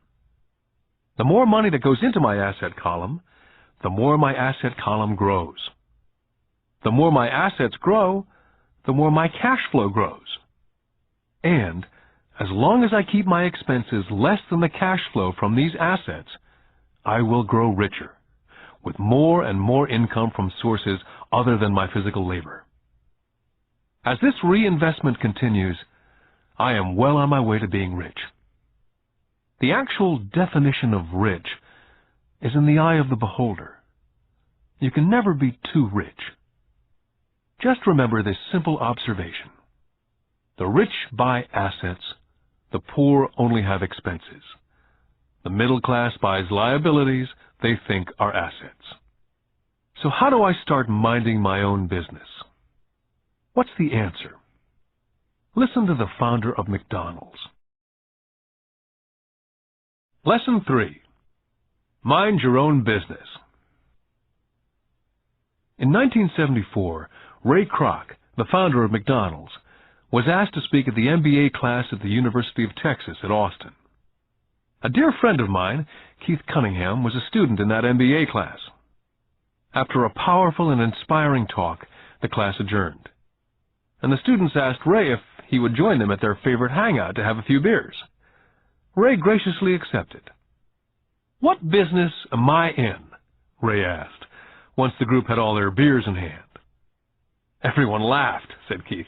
Most of the MBA students thought Ray was just fooling around. No one answered, so Ray asked the question again. "What business do you think I'm in?" The students laughed again. And finally, one brave soul yelled out, "Ray, who in the world does not know that you're in the hamburger business?" Ray chuckled. "That's what I thought you'd say." He paused, and then quickly said, "Ladies and gentlemen, I'm not in the hamburger business. My business is real estate." McDonald's today is the largest single owner of real estate in the world, owning even more than the Catholic Church. Today, McDonald's owns some of the most valuable intersections and street corners in America, as well as in other parts of the world. Keith said it was one of the most important lessons in his life. Today, Keith owns car washes, but his business is the real estate under those car washes. The previous chapter ended with a statement illustrating that most people work for everyone but themselves. They work first for the owners of the company, then for the government through taxes, and finally for the bank that owns their mortgage. As a young boy, we did not have a McDonald's nearby. Yet my rich dad was responsible for teaching Mike and me the same lesson that Ray Kroc talked about at the University of Texas. It is secret number 3 of the rich. The secret is, mind your own business. Financial struggle is often directly the result of people working all their life for someone else. Many people will have nothing at the end of their working days. Our current educational system focuses on preparing today's youth to get good jobs by developing scholastic skills. Their lives will revolve around their wages, or, as described earlier, their income column. And, after developing scholastic skills, they go on to higher levels of schooling to enhance their professional abilities. They study to become engineers, scientists, cooks, police officers, artists, writers, and so on. These professional skills allow them to enter the workforce and work for money. There's a big difference between your profession and your business. Often I ask people, "What's your business?" And they will say, "Oh, I'm a banker." Then I ask them if they own the bank. And they usually respond, "No, I work there." In that instance, they've confused their profession with their business. Their profession may be a banker, but they still need their own business. Ray Kroc was clear on the difference between his profession and his business. His profession was always the same. He was a salesman. At one time, he sold mixers for milkshakes, and soon thereafter, he was selling hamburger franchises. But while his profession was selling hamburger franchises, his business was the accumulation of income-producing real estate. To become financially secure, a person needs to mind their own business. Your business revolves around your asset column, as opposed to your income column. As stated earlier, the number 1 rule is to know the difference between an asset and a liability, and to buy assets. The rich focus on their asset columns, while everyone else focuses on their income statements. That's why we hear so often, "I need a raise. If only I had a promotion. I'm going back to school to get more training so I can get a better job. I'm going to work overtime. Maybe I can get a second job. I'm quitting in 2 weeks. I found a job that pays more." In some circles, these are sensible ideas. Yet if you listen to Ray Kroc, you're still not minding your own business. These ideas all still focus on the income column, and will only help a person become more financially secure if the additional money is used to purchase income-generating assets. The primary reason the majority of the poor and middle class are fiscally conservative, which means I can't afford to take risks, is that they have no financial foundation. They have to cling to their jobs. They have to play it safe. When downsizing became the in thing to do, millions of workers found out that their largest so-called asset, their home, was eating them alive. Their asset, called a house, still cost them money every month. Their car, another asset, was eating them alive. The golf clubs in the garage that cost $1,000 were not worth $1,000 anymore. Without job security, they had nothing to fall back on. What they thought were assets could not help them survive in a time of financial crisis. So, many people have put themselves in deep financial trouble when they run short of income. To raise cash, they sell their assets.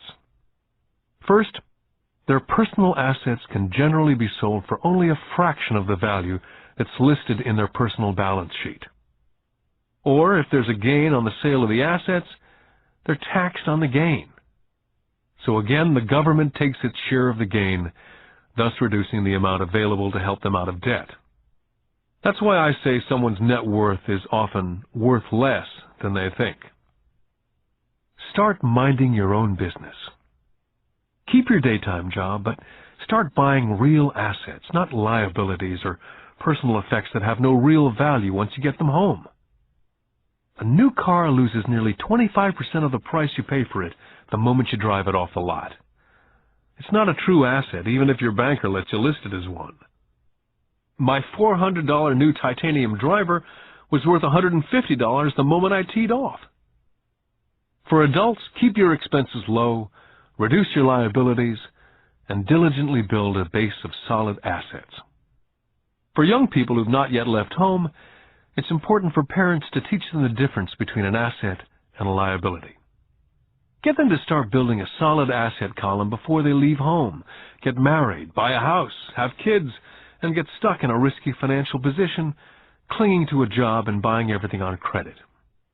I see so many young couples who get married and trap themselves into a lifestyle that will not let them get out of debt for most of their working years.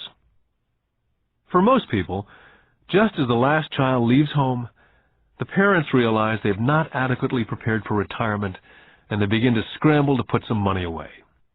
Then their own parents become ill and they find themselves with new responsibilities. So, what kind of assets am I suggesting that you or your children acquire? In my world, real assets fall into several different categories. First, businesses that do not require my presence.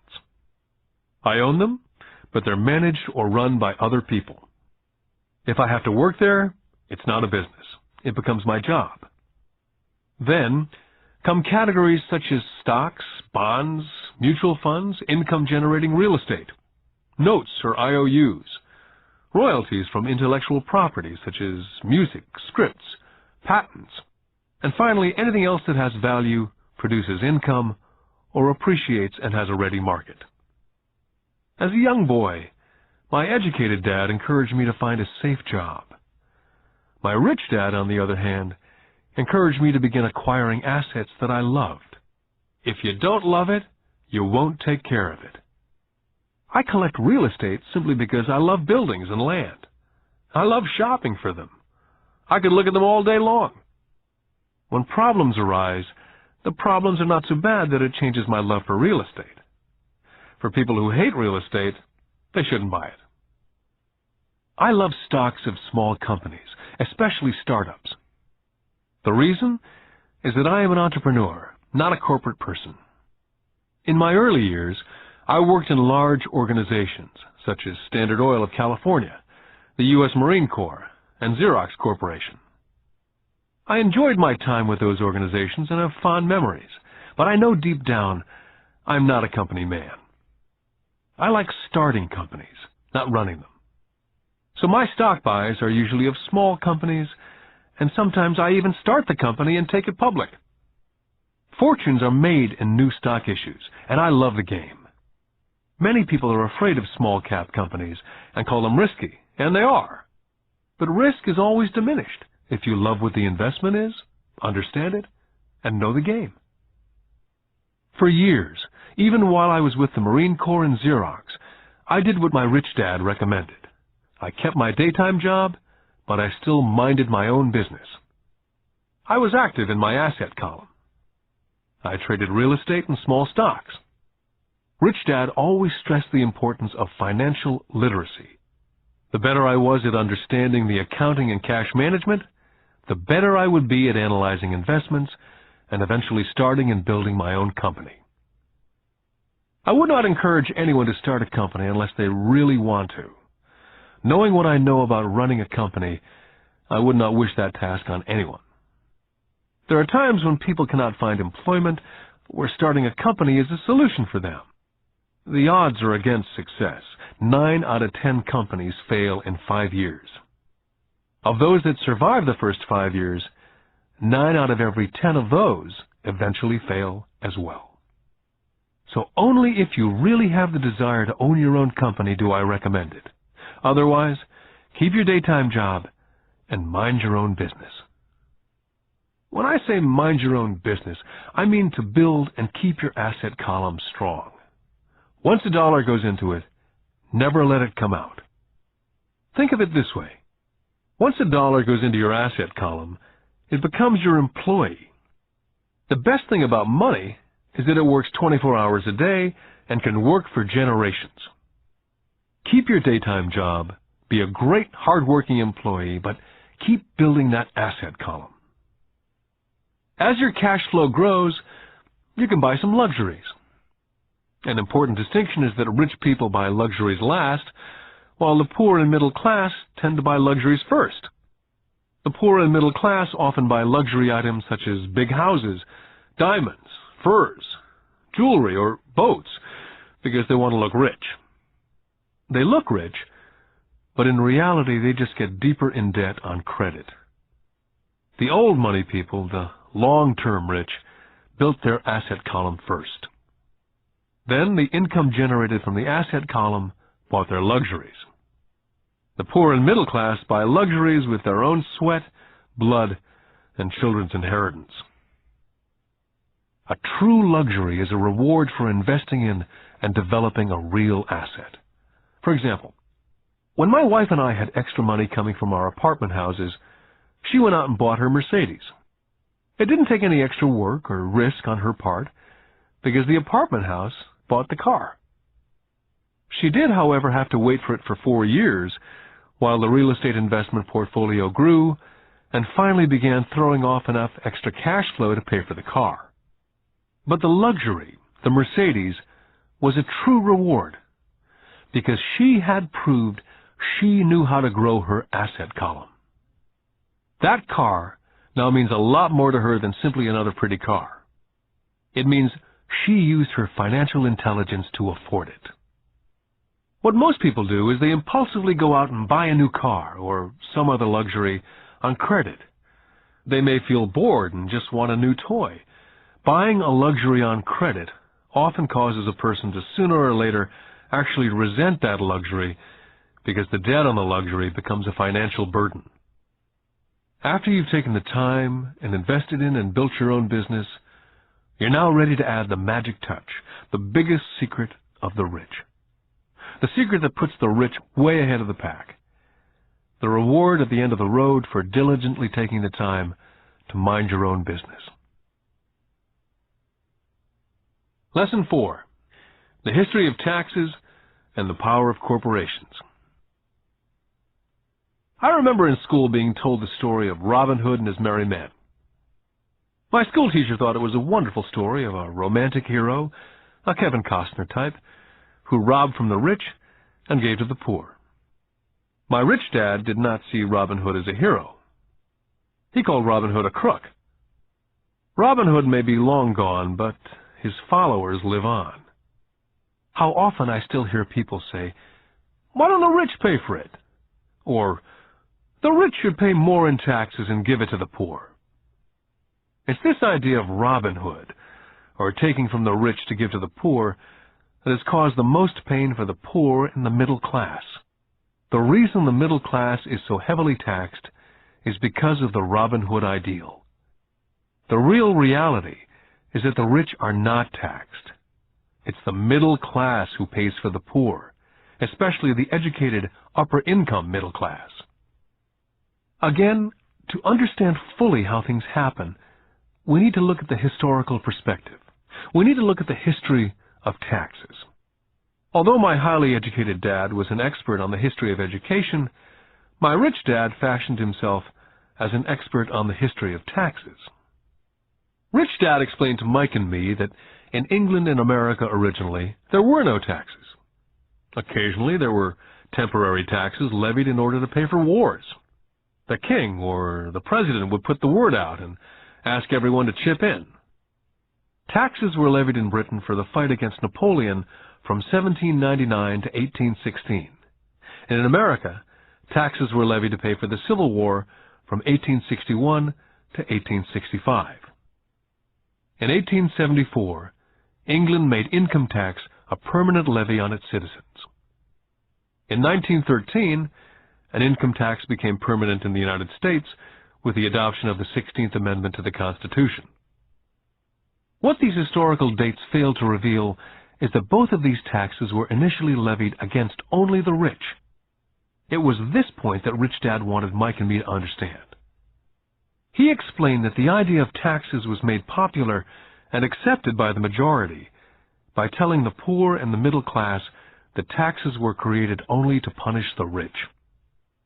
This is how the masses voted for the law, and it became constitutionally legal. Although it was intended to punish the rich, in reality it wound up punishing the very people who voted for it, the poor and the middle class. Once government got a taste of money, The appetite grew, said Rich Dad. Your dad and I are exactly opposite. He's a government bureaucrat and I'm a capitalist. We get paid, and our success is measured on opposite behaviors. He gets paid to spend money and hire people. The more he spends and the more people he hires, the larger his organization becomes. In the government, the larger his organization, the more he's respected. On the other hand, within my organization, the fewer people I hire and the less money I spend, the more I'm respected by my investors. That's why I don't like government people. They have different objectives from most business people. As the government grows, more and more tax dollars will be needed to support it. As I said, the passage of taxes was only possible because the masses believed in the Robin Hood theory of economics, which was to take from the rich and give to everyone else. The problem was that the government's appetite for money was so great that taxes soon needed to be levied on the middle class, and from there it kept trickling down. The rich, on the other hand, saw an opportunity. They did not play by the same set of rules. As I've stated, the rich already knew about corporations, which became popular in the days of sailing ships. The rich created the corporation as a vehicle to limit their risk to the assets of each voyage. The rich put their money into a corporation to finance the voyage. The corporation would then hire a crew to sail to the New World to look for treasures. If the ship was lost, the crew lost their lives, but the loss to the rich would be limited only to the money they invested for that particular voyage. It's the knowledge of the power of the legal structure of the corporation that really gives the rich a vast advantage over the poor and the middle class. Having two fathers teaching me, one a socialist and the other a capitalist, I quickly began to realize that the philosophy of the capitalist made more financial sense to me. It seemed to me that the socialists ultimately penalized themselves due to their lack of financial education. No matter what the take-from-the-rich crowd came up with, the rich always found a way to outsmart them. That is how taxes were eventually levied on the middle class. The rich outsmarted the intellectuals solely because they understood the power of money, a subject not taught in schools. How did the rich outsmart the intellectuals? Once the take-from-the-rich tax was passed, cash started flowing into government coffers. Initially, people were happy. Money was handed out to government workers and the rich. It went to government workers in the form of jobs and pensions. It went to the rich via their factories receiving government contracts. The government became a large pool of money, but the problem was the fiscal management of that money. There really is no recirculation. In other words, the government policy, if you were a government bureaucrat, was to avoid having excess money. If you failed to spend your allotted funding, you risked losing it in the next budget. You'd certainly not be recognized for being efficient. Business people, on the other hand, are rewarded for having excess money and are recognized for their efficiency. As this cycle of growing government spending continued, the demand for money increased, and the tax-the-rich idea was now being adjusted to include lower income levels, down to the very people who voted it in, the poor and the middle class. True capitalists used their financial knowledge to simply find a way to escape. They headed back to the protection of a corporation. A corporation protects the rich. But what many people who've never formed a corporation do not know is that a corporation is not really a thing. A corporation is merely a file folder with some legal documents in it, sitting in some attorney's office registered with a state government agency. It's not a big building with the name of the corporation on it. It's not a factory or a group of people. A corporation is merely a legal document that creates a legal body without a soul. The wealth of the rich was once again protected. Once again, the use of corporations became popular once the permanent income laws were passed, because the income tax rate of the corporation was less than the individual income tax rates. In addition, as I said earlier, certain expenses could be paid with pre-tax dollars within the corporation. This war between the haves and the have-nots has been going on for hundreds of years. It's the take from the rich crowd versus the rich. The battle is waged whenever and wherever laws are made. The battle will go on forever. The problem is, the people who lose are the uninformed, the ones who get up every day and diligently go to work and pay taxes. If they only understood the way the rich play the game, they could play it too. Then they would be on their way to their own financial independence. This is why I cringe every time I hear a parent advise their children to go to school so they can find a safe, secure job. An employee with a safe, secure job without financial aptitude has no escape. Average Americans today work 5 to 6 months for the government before they make enough to cover their taxes. In my opinion, that is a long time. The harder you work, the more you pay the government. That's why I believe that the idea of take from the rich backfired on the very people who voted it in. Every time people try to punish the rich don't simply comply, they react. They have the money, power, and intent to change things. They do not just sit there and voluntarily pay more taxes. They search for ways to minimize their tax burden. They hire smart attorneys and accountants and persuade politicians to change laws or create legal loopholes. They have the resources to effect change. The poor and the middle class do not have the same resources. They sit there and let the government's needles enter their arm and allow the blood donation to begin. Today, I'm constantly shocked at the number of people who pay more taxes or take fewer deductions simply because they are afraid of the government. And I do know how frightening and intimidating a government tax agent can be. I have had friends who have had their businesses shut down and destroyed only to find out it was a mistake on the part of the government. I realize all that. But the price of working from January to mid-May is a high price to pay for that intimidation. My poor dad never fought back. My rich dad didn't either. He just played the game smarter, and he did it through corporations, the biggest secret of the rich. My highly educated dad always encouraged me to seek a good job with a strong corporation. He spoke of the virtues of working your way up the corporate ladder. He didn't understand that by relying solely on a paycheck from a corporate employer, I would be a docile cow ready for milking. When I told my rich dad of my father's advice, he only chuckled. "Why not own the ladder?" was all he said. As a young boy, I didn't understand what Rich Dad meant by owning my own corporation. It was an idea that seemed impossible and intimidating. Although I was excited by the idea, my youth would not let me envision the possibility that grown-ups would someday work for a company I would own. The point is, if not for my rich dad, I would have probably followed my educated dad's advice. It was merely the occasional reminder of my rich dad that kept the idea of owning my own corporation alive and kept me on a different path. By the time I was 15 or 16, I knew I was not going to continue down the path my educated dad was recommending. I did not know how I was going to do it, but I was determined not to head in the direction most of my classmates were heading. That decision changed my life. It was not until I was in my mid-20s that my rich dad's advice began to make more sense. I was just out of the Marine Corps and working for Xerox. I was making a lot of money, but every time I looked at my paycheck, I was always disappointed. The deductions were so large, and the more I worked, the greater the deductions.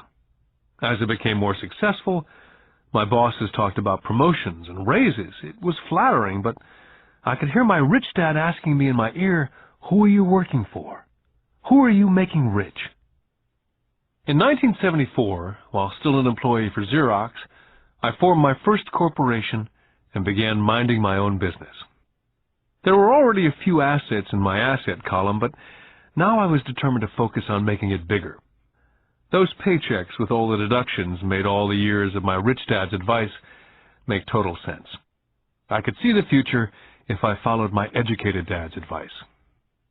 Many employers feel that advising their workers to mind their own business is bad for business. I'm sure it can be for certain individuals, but for me, focusing on my own business, developing assets, made me a better employee. I now had a purpose. I came in early and worked diligently, amassing as much money as possible so I could begin investing in real estate. Hawaii was just set to boom, and there were fortunes to be made. The more I realized we were in the beginning stages of a boom, the more Xerox machines I sold. The more I sold, the more money I made, and of course, the more deductions there were from my paycheck. It was inspiring. I wanted out of the trap of being an employee so badly that I worked harder, not less. By 1978, I was consistently one of the top 5 salespeople in sales, often number 1. I badly wanted out of the rat race. In less than 3 years, I was making more in my own little corporation, which was a real estate holding company, than I was making at Xerox. And the money I was making in my asset column in my own corporation was money working for me, not me pounding on doors selling copiers. My rich dad's advice made much more sense. Soon the cash flow from my properties was so strong that my company bought me my first Porsche. My fellow Xerox salespeople thought I was spending my commissions. I wasn't.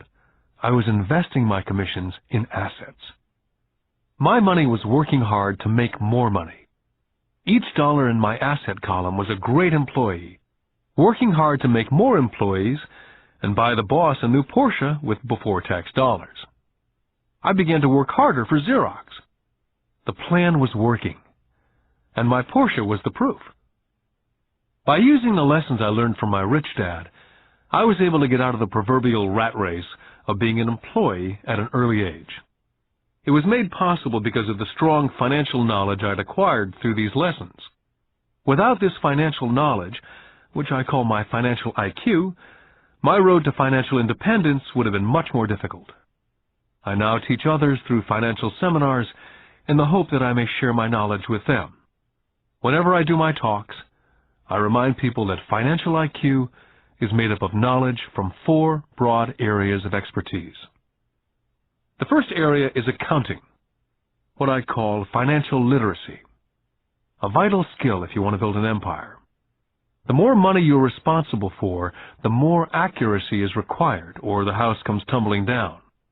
This is the left brain side, or the details.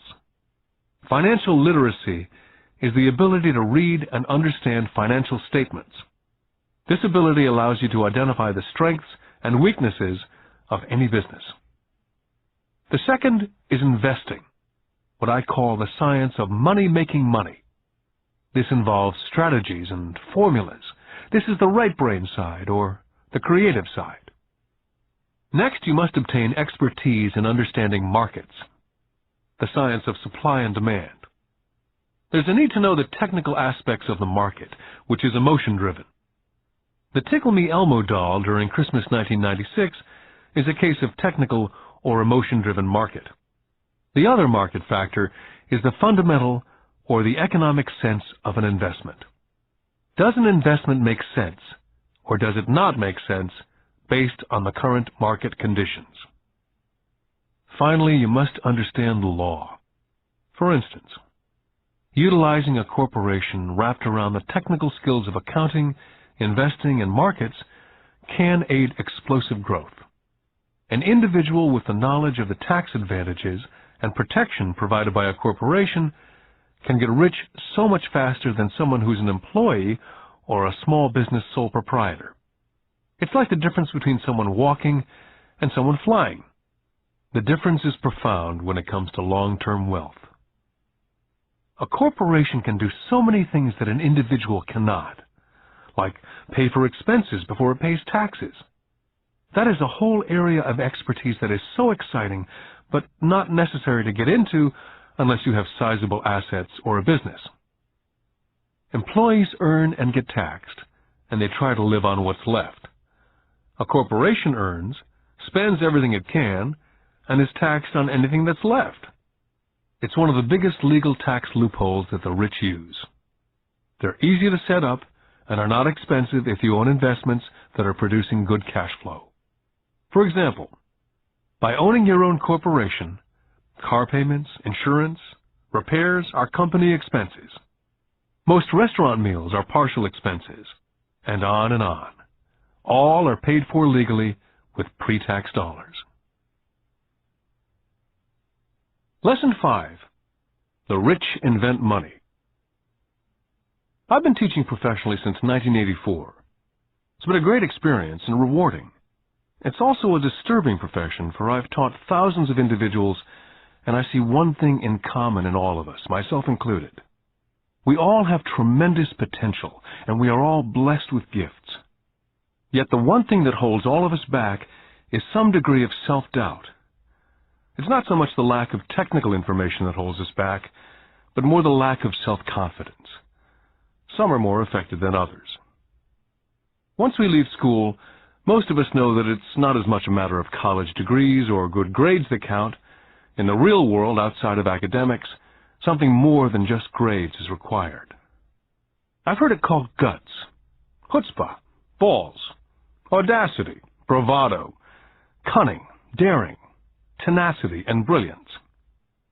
This factor, whatever it's labeled, ultimately decides one's future much more than school grades. Inside each of us is one of these brave, brilliant, and daring characters. There's also the flip side of that character. People who could get down on their knees and beg if necessary. After a year in Vietnam as a Marine Corps pilot, I intimately got to know both of those characters inside of me. One is not better than the other. Yet as a teacher, I recognized that it was excessive fear and self-doubt that were the greatest detractors of personal genius. It broke my heart to see students know the answers, yet lack the courage to act on the answer. Often in the real world, it's not the smart that get ahead, but the bold. In my personal experience, your financial genius requires both technical knowledge as well as courage. If fear is too strong, the genius is suppressed. In my classes, I strongly urge students to learn to take risks, to be bold, to let their genius convert that fear into power and brilliance. It works for some and just terrifies others. I've come to realize that for most people, when it comes to the subject of money, they would rather play it safe. I've had to field questions such as, why take risks? Why should I bother developing my financial IQ? Why should I become financially literate? And I answer, just to have more options. There are huge changes up ahead. There will be 100 people like Bill Gates and hugely successful companies like Microsoft created every year, all over the world. And there also will be many more bankruptcies, layoffs, and downsizing. So why bother developing your financial IQ? Because if you do, you will prosper greatly. And if you don't, this period of time will be a frightening one. Land was wealth 300 years ago. So the person who owned the land owned the wealth. Then it was factories and production. And America rose to dominance. The industrialist owned the wealth. Today, it's information. And the person who has the most timely information owns the wealth. The problem is, information flies all around the world at the speed of light. The new wealth cannot be contained by boundaries and borders as lands and factories were. The changes will be faster and more dramatic. There will be a dramatic increase in the number of new multimillionaires. There also will be those who are left behind. Today I find so many people struggling, often working harder, simply because they cling to old ideas. They want things to be the way they were. They resist change. I know people who are losing their jobs or their houses, and they blame technology or the economy or their boss. Sadly, they fail to realize that they might be the problem. Old ideas are their biggest liability. It's a liability simply because they fail to realize that while that idea or way of doing something was an asset yesterday, yesterday is gone. One afternoon I was teaching investing, using a game I'd invented, cash flow, as a teaching tool. A friend had brought someone along to attend the class. This friend of a friend was recently divorced. had been badly burned in the divorce settlement and was now searching for some answers. Her friend thought the class might help. The game was designed to help people learn how money works. In playing the game, they learn about the interaction of the income statement with the balance sheet. They learn how cash flows between the two, and how the road to wealth is through striving to increase your monthly cash flow from the asset column to the point that it exceeds your monthly expenses.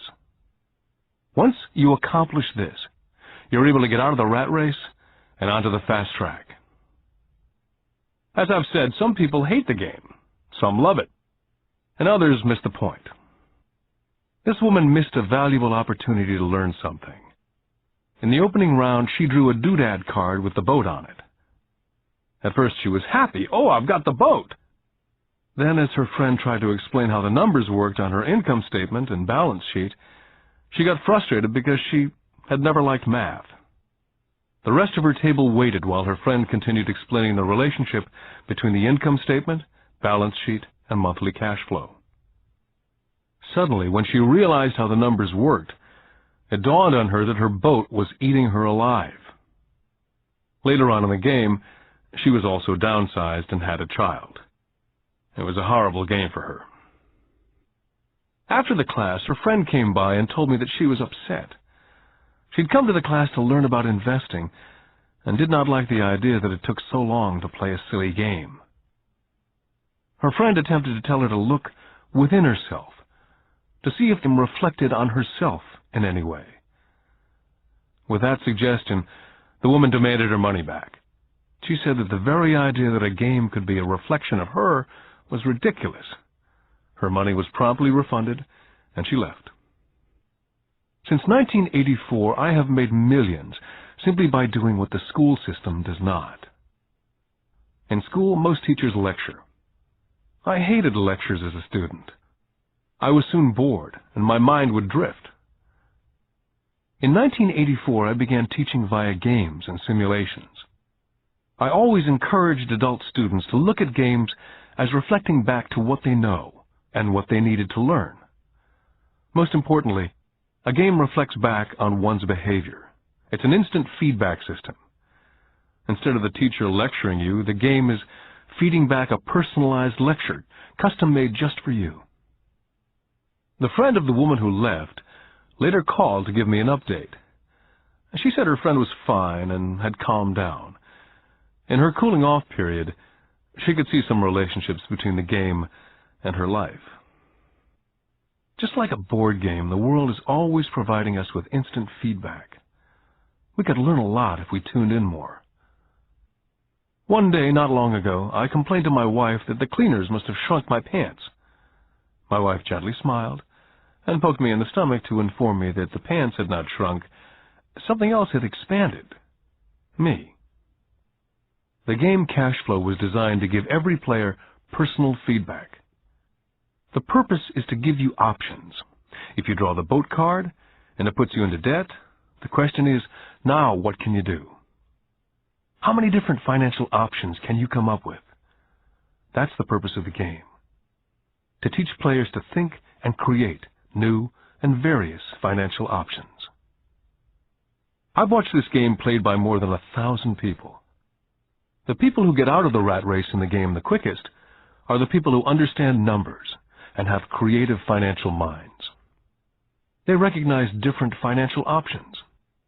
People who take the longest are people who aren't familiar with numbers and often do not understand the power of investing. Rich people are often creative and take calculated risks. There have been people playing Cash Flow who gain lots of money in the game, but they don't know what to do with it. Most of them have not been financially successful in real life either.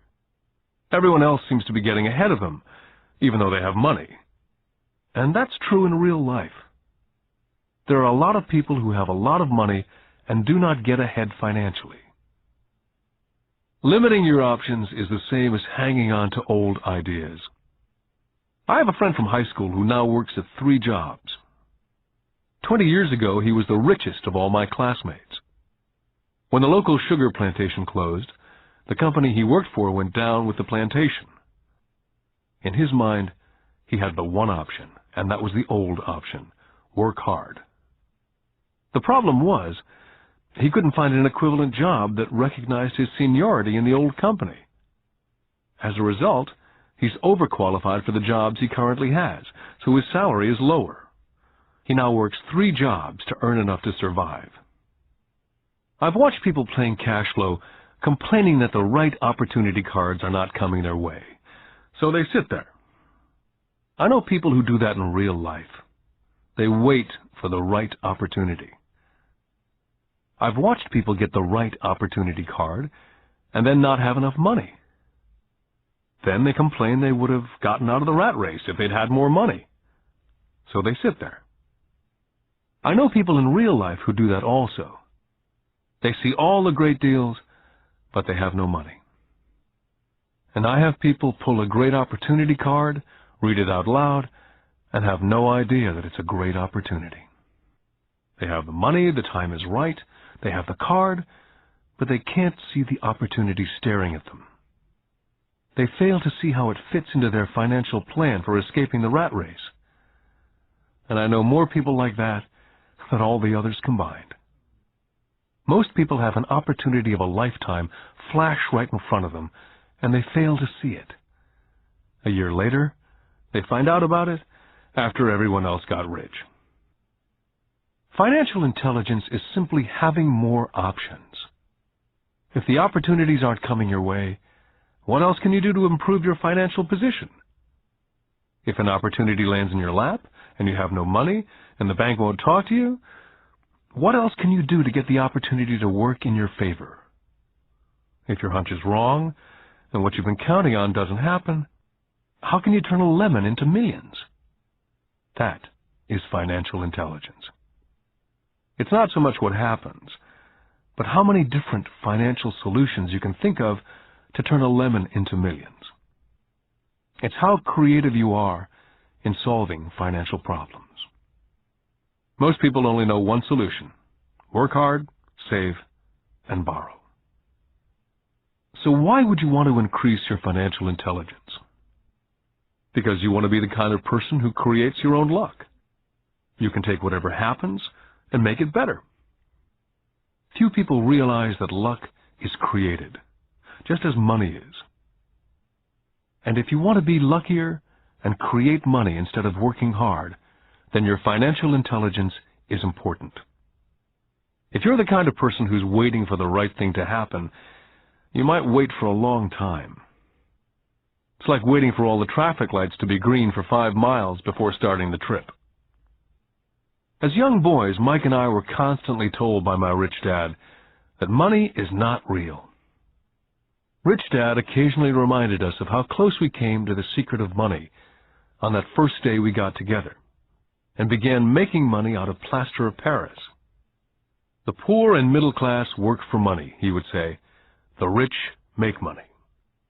The more real you think money is, the harder you will work for it. If you can grasp the idea that money is not real, you will grow richer faster. What is it? Was a question Mike and I often came back with. What is money if it's not real? What we agree it is, was all Rich Dad would say. The single most powerful asset we all have is our mind. If it's trained well, it can create enormous wealth in what seems to be an instant. I'll give you a simple example of creating money. In the early 1990s, the economy of Phoenix was horrible. I was watching the TV show Good Morning America when a financial planner came on and began forecasting doom and gloom. His advice was to save money. Put $100 away every month, he said, and in 40 years you will be a multimillionaire. Well, putting money away every month is a sound idea. It is one option, the option most people subscribe to. The problem is this. It blinds the person from what's really going on. They miss major opportunities for much more significant growth of their money. The world is passing them by. As I said, the economy was terrible at that time. For investors, this is the perfect market condition. A chunk of my money was in the stock market and in apartment houses. I was short of cash. Because everyone was giving stuff away, I was buying. I was not saving money, I was investing. My wife and I had more than $1 million in cash working in a market that was rising fast. It was the best opportunity to invest. The economy was terrible. I just could not pass up these small deals. Houses that were once $100,000 were now $75,000. But instead of shopping at the local real estate office, I began shopping at the bankruptcy attorney's office or the courthouse steps. In these shopping places, a $75,000 house could sometimes be bought for $20,000 or less. For $2,000, which was loaned to me from a friend for 90 days for $200, I gave an attorney a cashier's check as a down payment. While the acquisition was being processed, I ran an ad in the paper advertising a $75,000 house for only $60,000 and no money down. The phone rang hard and heavy. Prospective buyers were screened, and once the property was legally mine, all the prospective buyers were allowed to look at the house. It was a feeding frenzy. The house sold in a few minutes. I asked for a $2,500 processing fee, which they gladly handed over, and the escrow and title company took over from there. I returned the $2,000 to my friend with an additional $200. He was happy, the home buyer was happy, the attorney was happy, and I was happy. I'd sold a house for $60,000 that cost me $20,000. The $40,000 was created from money in my asset column in the form of a promissory note from the buyer. Total working time, 5 hours. During this depressed market, my wife and I were able to do 6 of these simple transactions in our spare time. While the bulk of our money was in larger properties in the stock market, we were able to create more than $190,000 in assets, notes at 10% interest, in those 6 buy, create, and sell transactions. That comes to approximately $19,000 a year income, much of it sheltered through our private corporation. Much of that $19,000 a year goes to pay for our company cars, gas, trips, insurance, dinners with clients, and other things. By the time the government gets a chance to tax that income, it's been spent on legally allowed pre-tax expenses. This was a simple example of how money is invented, created, and protected using financial intelligence. Ask yourself how long it would take to save $190,000. Would the bank pay you 10% interest on your money? And the note is good for 30 years. I hope they never pay me the $190,000. I have to pay a tax if they pay me the principal. And besides, $19,000 paid over 30 years is a little over $500,000 in income. The math is simple. You don't need algebra or calculus. I don't write much because the escrow company handles the legal transaction and the servicing of the payments. I have no roofs to fix or toilets to unplug because the owners do that. It's their house. Occasionally someone does not pay, and that's wonderful because there are late fees, or they move out and the property is sold again. The court system handles that. And it may not work in your area. The market conditions may be different, but the example illustrates how a simple financial process can create hundreds of thousands of dollars with little money and low risk. It's an example of money being only an agreement. Anyone with a high school education can do it. Yet most people won't. Most people listen to the standard advice of work hard and save money. For about 30 hours of work, approximately $190,000 was created in the asset column, and no taxes were paid. Now you may understand why I silently shake my head when I hear parents say, "My child is doing well in school and receiving a good education." It may be good, but is it adequate? I know the above investment strategy is a small one. It's used to illustrate how small can grow into big. My success reflects the importance of a strong financial foundation, which starts with strong financial education. Financial intelligence is made up of these 4 main technical skills. Number 1, financial literacy, the ability to read numbers. Number 2, Investment strategies, the science of money making money. Number 3, the market, supply and demand. Alexander Graham Bell gave the market what it wanted, and AT&T was born. So did Bill Gates. A $75,000 house offered for $60,000 that cost $20,000 was also the result of seizing an opportunity created by the market. Somebody was buying and someone was selling. Number 4, the law. The awareness of accounting, corporate, state, and national rules and regulations. I recommend playing within the rules. It's this basic foundation, or the combination of these skills, that's needed to be successful in the pursuit of wealth. Whether it be through the buying of small homes, large apartments, companies, stocks, bonds, mutual funds, precious metals, baseball cards, or the like. Personally, I use 2 main vehicles to achieve financial growth: real estate and small stocks. I use real estate as my foundation. Day in and day out, my properties provide cash flow and occasional spurts of growth in value. The small cap stocks are used for fast growth. I do not recommend anything that I do. The examples are just that, examples. If the opportunity is too complex, and I do not understand the investment, I don't do it. Simple math and common sense is all that's needed to do well financially.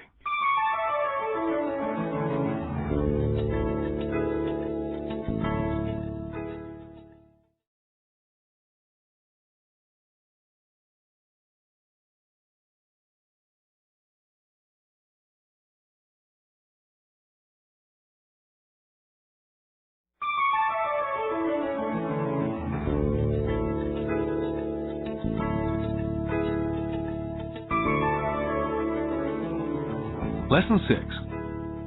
Work to learn. Don't work for money. In 1995, I granted an interview with a newspaper in Singapore. The young female reporter was on time, and the interview got underway immediately. We sat in the lobby of a luxurious hotel, sipping coffee and discussing the purpose of my visit to Singapore. I was to share the platform with Zig Ziglar. He was speaking on motivation, and I was speaking on the secrets of the rich. "Someday I'd like to be a best-selling author like you," she said.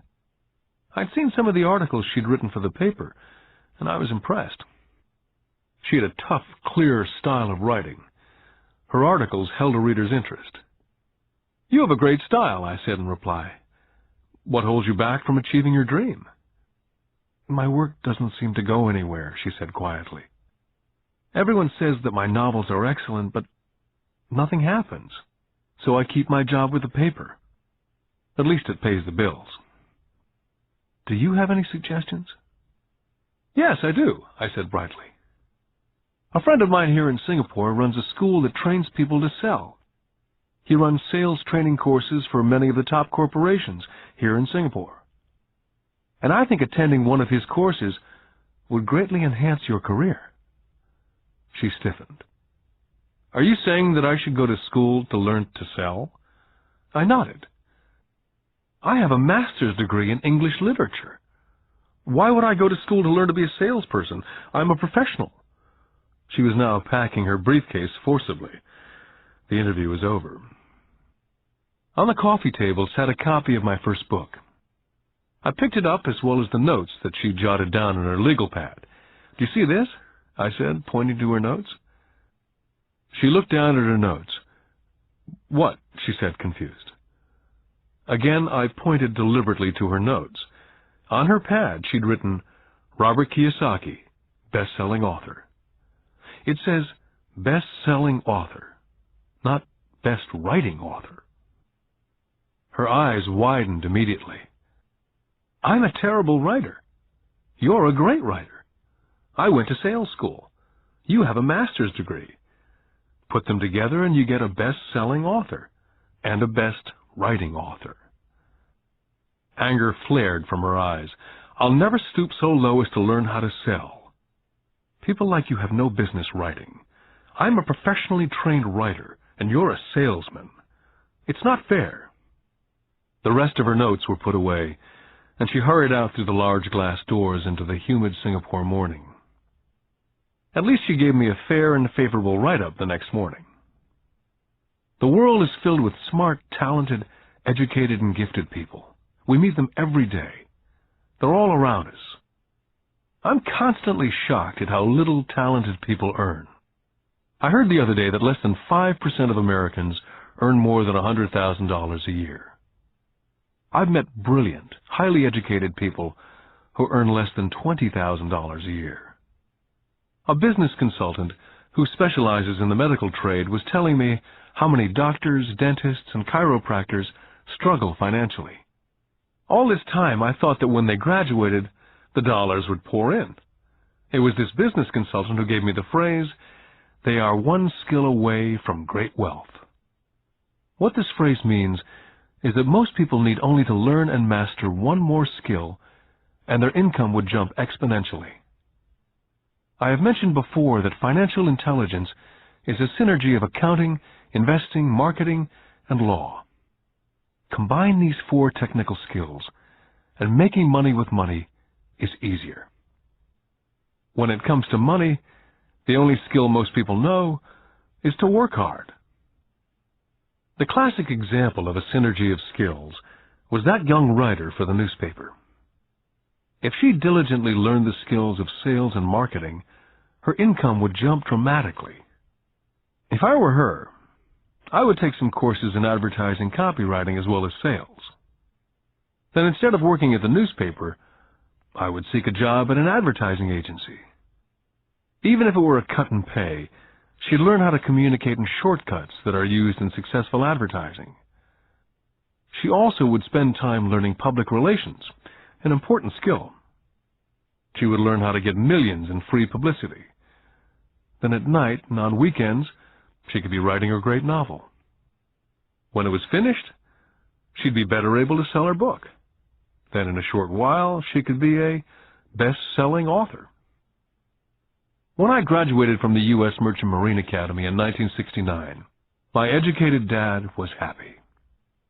Standard Oil of California had hired me for its oil tanker fleet.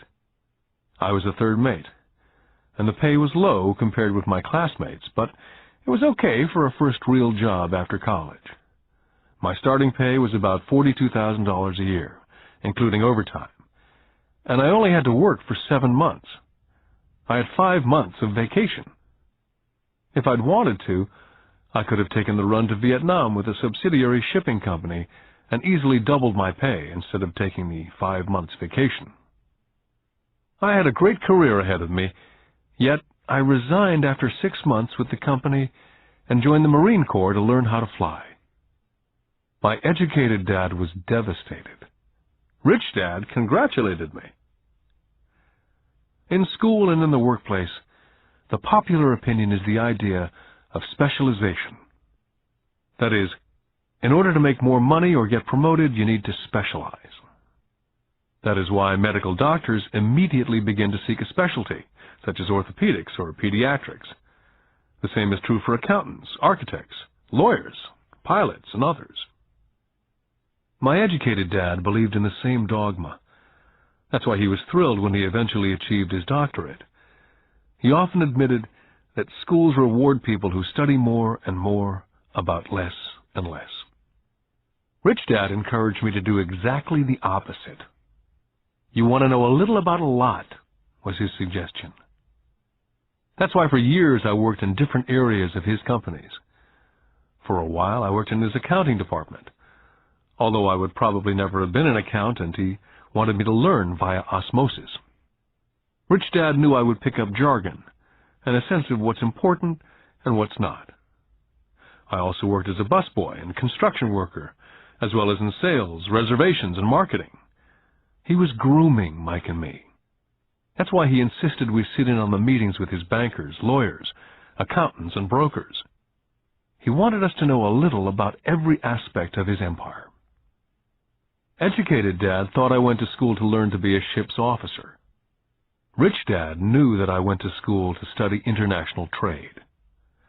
So as a student, I made cargo runs navigating large freighters oil tankers and passenger ships to the Far East and the South Pacific. Rich Dad emphasized that I stay in the Pacific instead of taking ships to Europe, because he knew that the emerging nations were in Asia, not Europe. While most of my classmates, including Mike, were partying at their fraternity houses, I was studying trade, people, business styles and cultures in Japan, Taiwan, Thailand, Singapore, Hong Kong, Vietnam, Korea, Tahiti, Samoa, and the Philippines.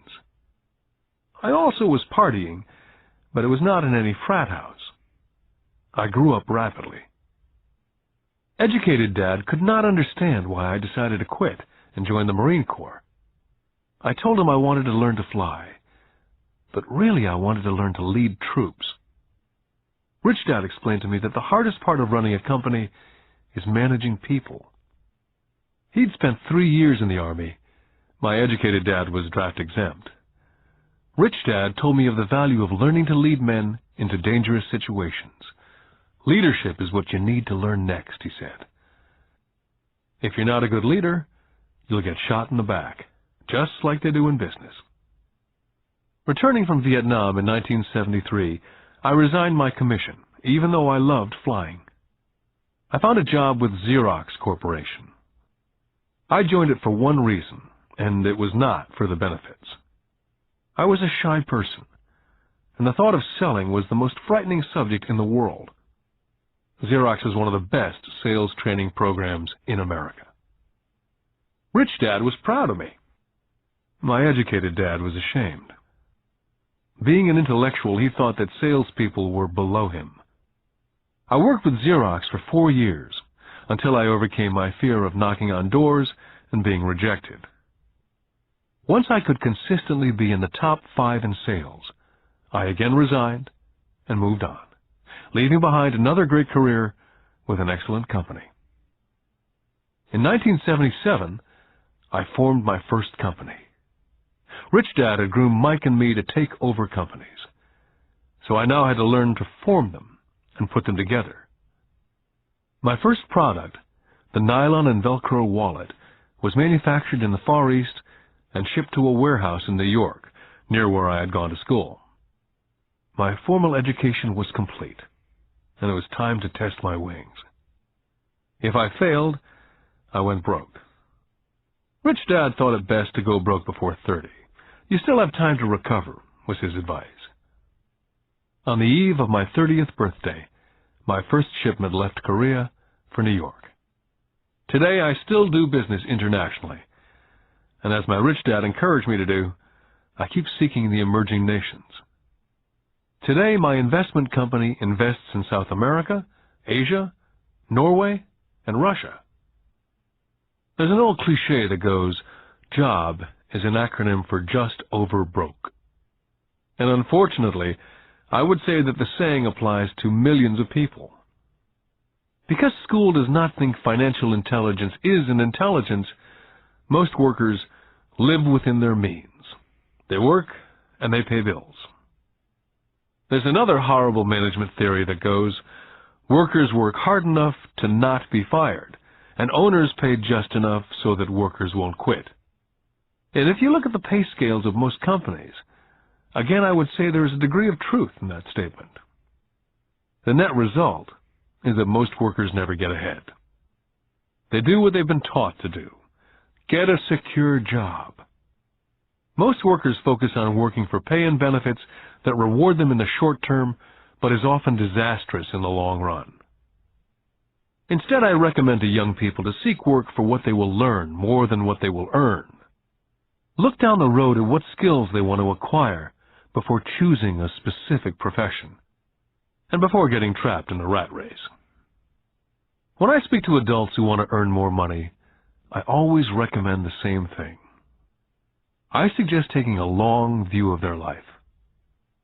Instead of simply working for the money and security, which I admit are important, I suggest they take a second job that will teach them a second skill. Often I recommend joining a network marketing company, also called multi-level marketing, if they want to learn sales skills. Some of these companies have excellent training programs that help people get over their fear of failure and rejection, which are the main reasons people are unsuccessful. Education is more valuable than money in the long run. When I ask the classes I teach, how many of you can cook a better hamburger than McDonald's? Almost all of the students raise their hands. I then ask, so if most of you can cook a better hamburger, how come McDonald's makes more money than you? The answer is obvious. McDonald's is excellent at business systems. The reason so many talented people are poor is because they focus on building a better hamburger and know little to nothing about business systems. A friend of mine in Hawaii is a great artist. He makes a sizable amount of money. One day his mother's attorney called to tell him that she had left him $35,000. That is what was left of her estate after the attorney and the government took their shares. Immediately he saw an opportunity to increase his business by using some of this money to advertise. 2 months later, his first 4-color full-page ad appeared in an expensive magazine that targeted the very rich. The ad ran for 3 months. He received no replies from the ad, and all of his inheritance is now gone. He now wants to sue the magazine for misrepresentation. This is a common case of someone who can build a beautiful hamburger but knows little about business. When I asked him what he'd learned, his only reply was that advertising salespeople are crooks. I then asked him if he'd be willing to take a course in sales and a course in direct marketing. His reply, I don't have the time, and I don't want to waste my money. The world is filled with talented poor people. All too often they're poor or struggle financially or earn less than they're capable of, not because of what they know, but because of what they do not know. They focus on perfecting their skills at building a better hamburger rather than the skills of selling and delivering the hamburger. Maybe McDonald's does not make the best hamburger, but they are the best at selling and delivering a basic average burger. Poor Dad wanted me to specialize. That was his view on how to be paid more. Rich Dad advised that Mike and I groom ourselves. Many corporations do the same thing. They find a young, bright student out of business school and begin grooming that person to someday take over the company. So these bright young employees do not specialize in one department. They're moved from department to department to learn all the aspects of business systems. The rich often groom their children or the children of others. By doing so, their children gain an overall knowledge of the operations of the business and how the various departments interrelate. For the World War II generation, it was considered bad to skip from company to company. Today, it's considered smart. Since people will skip from company to company rather than seek greater specialization, why not seek to learn more than earn? In the short term, it may earn you less. In the long term, it will pay off in large dividends. The main management skills needed for success are the management of cash flow, the management of systems, including yourself and time with family, and the management of people. The most important specialized skills are sales and understanding marketing. It's the ability to sell, therefore to communicate to another human being, be it a customer, employee, boss, spouse, or child, that is the base skill of personal success. It is communication skills such as writing, speaking, and negotiating that are crucial to a life of success. It's a skill that I work on constantly, attending courses or buying educational tapes to expand my knowledge. Rich Dad encouraged Mike and me to know a little about a lot. He encouraged us to work with people smarter than we were, and to bring smart people together to work as a team. Today it would be called a synergy of professional specialties. Today I meet ex-school teachers earning hundreds of thousands of dollars a year. They earn that much because they have specialized skills in their field, as well as other skills. They can teach as well as sell and market. I know of no other skills to be more important than selling as well as marketing. The skills of selling and marketing are difficult for most people, primarily due to their fear of rejection. The better you are at communicating, negotiating, and handling your fear of rejection, the easier life is. Just as I advise that newspaper writer who wanted to become a best-selling author, I advise anyone else today. Being technically specialized has its strengths as well as its weaknesses. I have friends who are geniuses, but they cannot communicate effectively with other human beings. And as a result, their earnings are pitiful. I advise them to just spend a year learning to sell. And even if they earn nothing, their communication skills will improve. And that is priceless. Getting started. I wish I could say acquiring wealth was easy for me, but it wasn't. So in response to the question, how do I start, I offer the thought process I go through on a day-by-day basis. It really is easy to find great deals. I promise you that. It's just like riding a bike. After a little wobbling, it's a piece of cake. But when it comes to money, it's the determination to get through the wobbling that's a personal thing. To find million-dollar deals of a lifetime requires us to call on our financial genius. I believe that each of us has a financial genius within us. The problem is, our financial genius lies asleep, waiting to be called upon. It lies asleep because our culture has educated us into believing that the love of money is the root of all evil. It's encouraged us to learn a profession so we can work for money, but failed to teach us how to have money work for us. It taught us not to worry about our financial future. Our company or the government would take care of us when our working days are over. However, it's our children, educated in the same school system, who will end up paying for it. The message is still to work hard, earn money, and spend it. And when we run short, we can always borrow more. Unfortunately, 90% of the Western world subscribes to the above dogma simply because it's easier to find a job and work for money. If you're not one of the masses, I offer you the following 10 steps to awaken your financial genius. I simply offer you the steps I have personally followed. If you want to follow some of them, great. If you don't, make up your own. Your financial genius is smart enough to develop its own list. Step number 1. I need a reason greater than reality. If you ask most people if they would like to be rich or financially free, they would say yes. But then reality sets in. The road seems too long with too many hills to climb.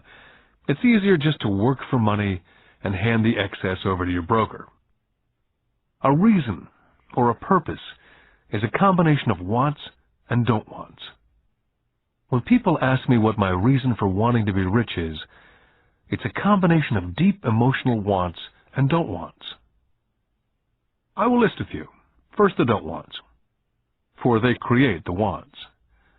I don't want to work all my life. I don't want what my parents aspired for, which was job security and a house in the suburbs. I don't like being an employee. Now the wants. I want to be free to travel the world and live in a lifestyle I love. I want to be young when I do this. I want to simply be free. I want control over my time and my life. I want money to work for me. Those are deep-seated emotional reasons. What are yours? As I said, I wish I could say it was easy. It wasn't. But it wasn't hard either. But without a strong reason or purpose, anything in life is hard. Step number 2. I choose daily. The power of choice. That is the main reason people want to live in a free country. We want the power to choose.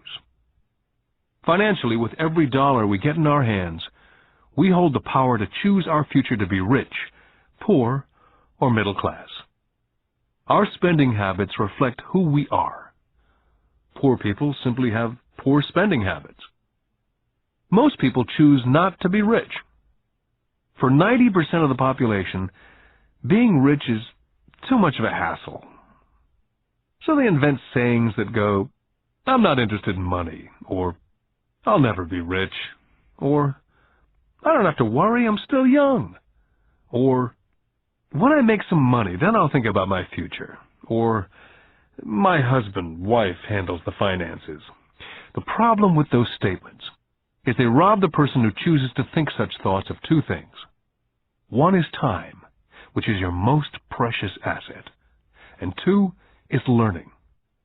Just because you have no money, it shouldn't be an excuse to not learn. But that is a choice we all make daily.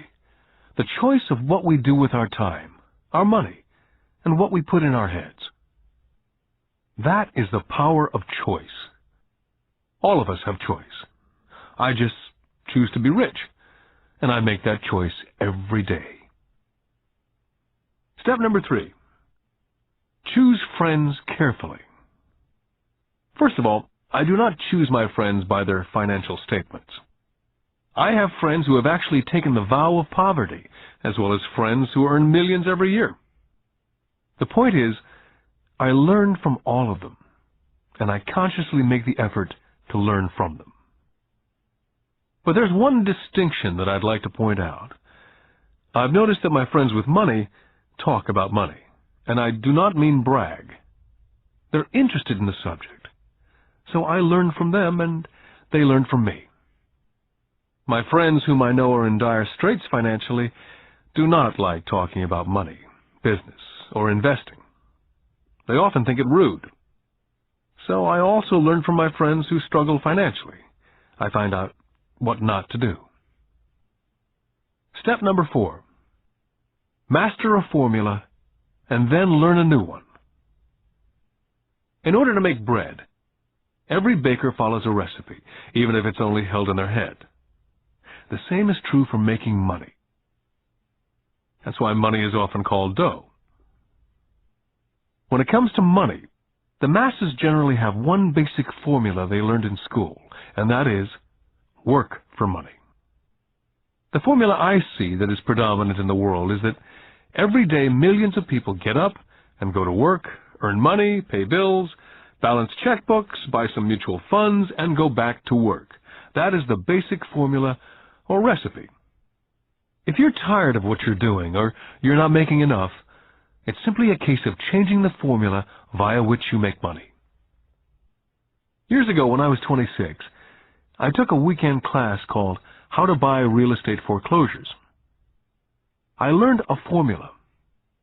The next trick was to have the discipline to actually put into action what I had learned. That is where most people stop. For 3 years while working for Xerox, I spent my spare time learning to master the art of buying foreclosures.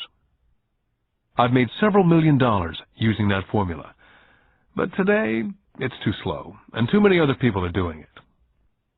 So after I mastered that formula, I went in search of other formulas. For many of the classes, I did not use the information I learned directly, but I always learned something new. Step number 5. Pay yourself first. The power of self-discipline. If you cannot get control of yourself, do not try to get rich. You might first want to join the Marine Corps or some religious order so you can get control of yourself. It makes no sense to invest, make money, and blow it. It's the lack of self-discipline that causes most lottery winners to go broke soon after winning millions. It's the lack of self-discipline that causes people who get a raise to immediately go out and buy a new car or take a cruise. It's difficult to say which of the 10 steps is the most important, but of all the steps, this step is probably the most difficult to master if it's not already a part of your makeup. I would venture to say that it's the lack of personal self-discipline that is the number one delineating factor between the rich, poor, and middle class. I do not take the saying, pay yourself first, lightly. The Richest Man in Babylon by George Clason is where the statement, pay yourself first, comes from. Millions of copies have been sold. But while millions of people freely repeat that powerful statement, few follow the advice. For those who do follow it, their financial statement, income statement, and balance sheet shows income flowing into assets and assets supplying income. Each month, these people allocate money to their asset column before they pay their monthly expenses.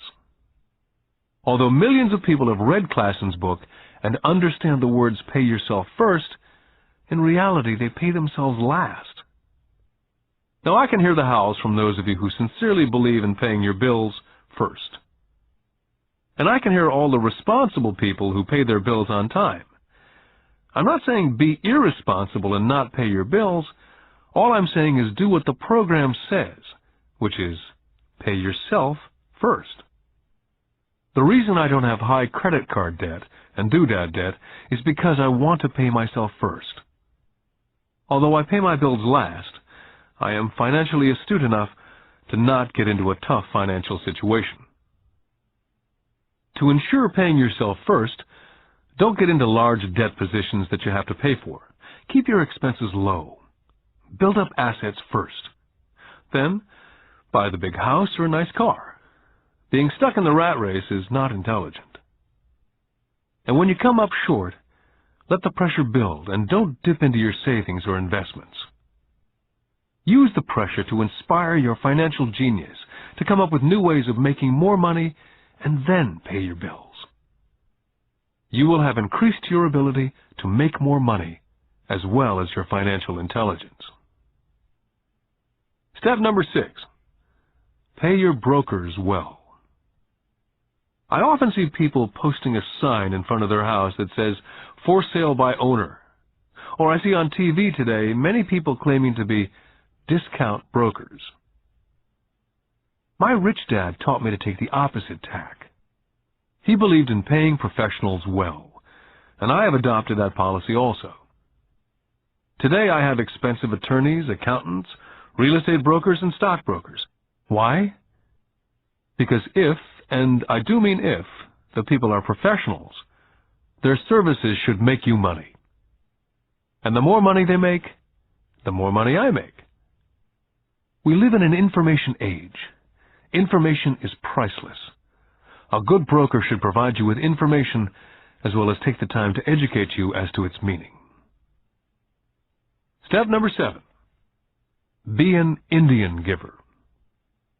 This is the power of getting something for nothing. When the first white settlers came to America, they were taken aback by a cultural practice some American Indians had. For example, if a settler was cold, the Indian would give the person a blanket.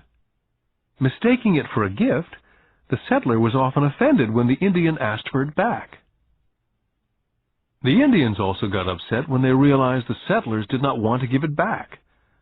That is where the term Indian giver came from. A simple cultural misunderstanding. In the world of the asset column, being an Indian giver is vital to wealth. The sophisticated investor's first question is, how fast do I get my money back? They also want to know what they get for free, also called a piece of the action. That is why the ROI, or return of and on investment, is so important. Frequently, my broker will call me and recommend I move a sizable amount of money into the stock of a company that he feels is just about to make a move that will add value to the stock, like announcing a new product. I will move my money in for a week to a month while the stock moves up. Then I pull my initial dollar amount out and stop worrying about the fluctuations of the market because my initial money is back and ready to work on another asset. So my money goes in and then it comes out, and I own an asset that was technically free. Step number 8. Assets buy luxuries. As I said in the section, pay yourself first. If a person cannot master the power of self-discipline, it's best not to try to get rich. For while the process of developing cash flow from an asset column in theory is easy, it's the mental fortitude of directing money that's hard. Due to external temptations, it's much easier in today's consumer world to simply blow it out of the expense column. Because of weak mental fortitude, that money flows into the paths of least resistance. That is the cause of poverty and financial struggle. I love my luxuries as much as anyone else. The difference is, some people buy their luxuries on credit. It's the keep up with the Joneses trap. I use the income from my assets to buy my luxuries. When I wanted to buy a Porsche, the easy road would have been to call my banker and get a loan. Instead of choosing to focus in the liability column, I chose to focus in the asset column. As a habit, I use my desire to consume to inspire and motivate my financial genius to invest. Too often today, we focus on borrowing money to get the things we want, instead of focusing on creating money. One is easier in the short term, but harder in the long term.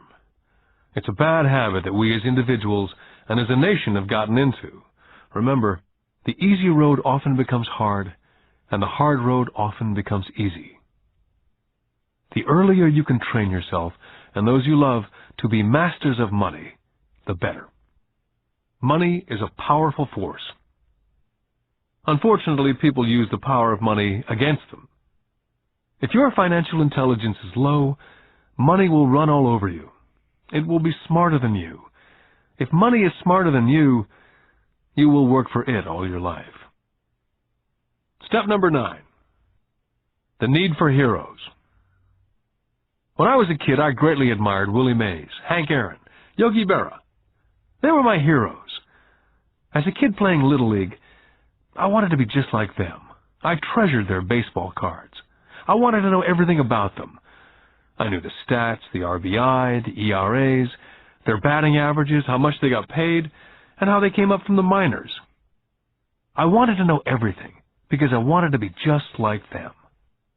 Every time, as a 9 or 10-year-old kid, when I stepped up to bat or played first base or catcher, it wasn't me.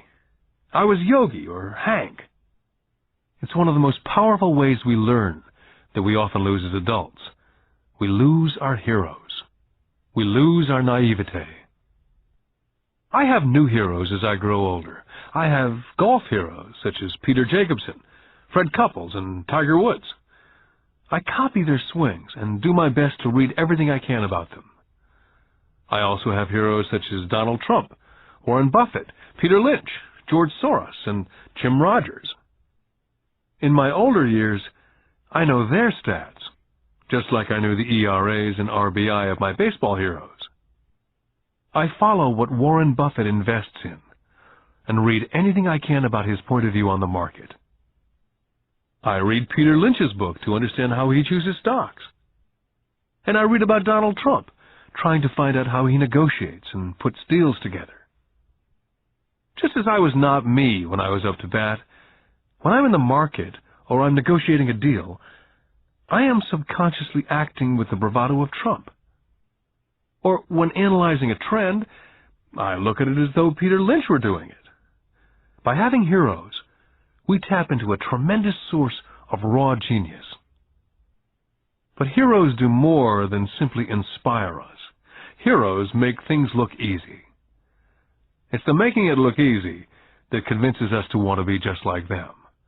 If they can do it, so can I. Step number 10. Teach and you shall receive. Both of my dads were teachers. My rich dad taught me a lesson I've carried all my life, and that was the necessity of being charitable or giving. My educated dad gave a lot by the way of time and knowledge, but almost never gave money. As I said, he usually said that he would give when he had some extra money. Of course, there was rarely any extra. My rich dad gave money as well as education. He believed firmly in tithing. If you want something, you first need to give, he would always say. When he was short of money, he simply gave money to his church or to his favorite charity. If I could leave one single idea with you, it's that idea. Whenever you feel short or in need of something, give what you want first, and it will come back in buckets. That's true for money, a smile, love, friendship. I know it's often the last thing a person may want to do, but it's always worked for me. I just trust that the principle of reciprocity is true, and I give what I want. My rich dad would often say, poor people are more greedy than rich people. He would explain that if a person was rich, that person was providing something that other people wanted. In my life, over all these years, whenever I felt needy or short of money or short of help, I simply went out and found in my heart what I wanted and decided to give it first. And when I gave, it always came back. It reminds me of the story of the guy sitting with firewood in his arms on a cold, freezing night, and he's yelling at the pot-bellied stove, "When you give me some heat, then I'll put some wood in." And when it comes to money, love, happiness, sales, and contacts, all one needs to remember is first to give what you want, and it will come back in droves. My poor dad taught teachers, and he became a master teacher. My rich dad always taught young people his way of doing business. In retrospect, it was their generosity with what they knew that made them smarter. There are powers in this world that are much smarter than we are. You can get there on your own, but it's easier with the help of the powers that be. All you need to be is generous with what you have, and the powers will be generous with you. Take action. All of you were given two great gifts, your mind and your time. It is up to you to do what you please with both. With each dollar bill that enters your hand, you and only you have the power to determine your destiny. Spend it foolishly, you choose to be poor. Spend it on liabilities, you join the middle class. Invest it in your mind and learn how to acquire assets, and you will be choosing wealth as your goal and your future. The choice is yours and only yours. With every day, with every dollar, you decide to be rich, poor, or middle class. Choose to share this knowledge with your children, and you choose to prepare them for the world that awaits. No one else will.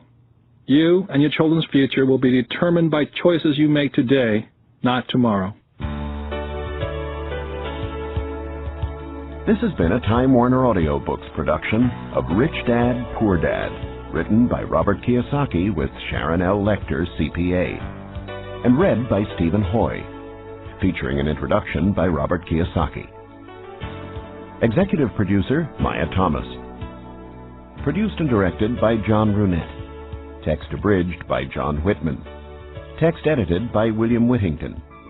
Production coordinated by Daniel Metcalf. Rich Dad, Poor Dad is also available in paperback from Warner Business Books.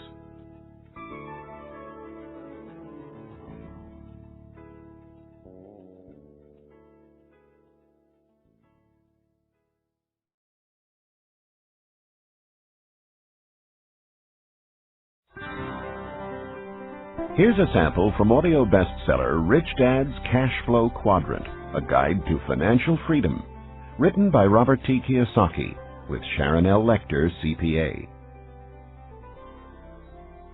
When people ask why Kim and I were homeless back in 1985, I tell them it was because of what my rich dad taught me about money.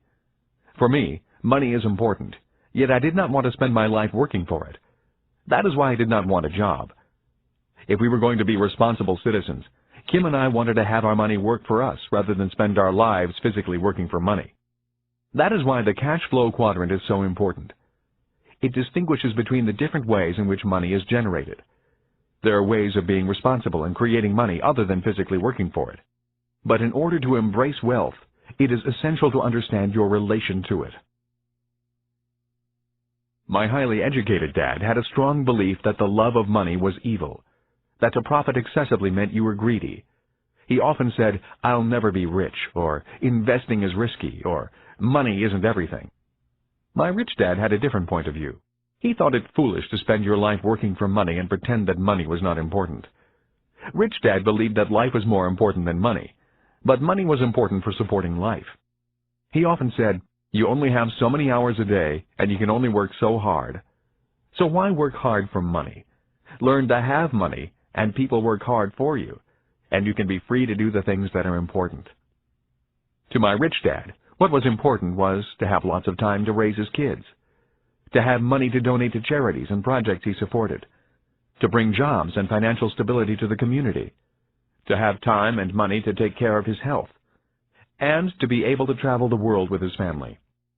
"Those things take money," said Rich Dad. "That is why money is important to me. Money is important, but I don't want to spend my life working for it." It was my rich dad who often referred to the cash flow quadrant when I was a young boy.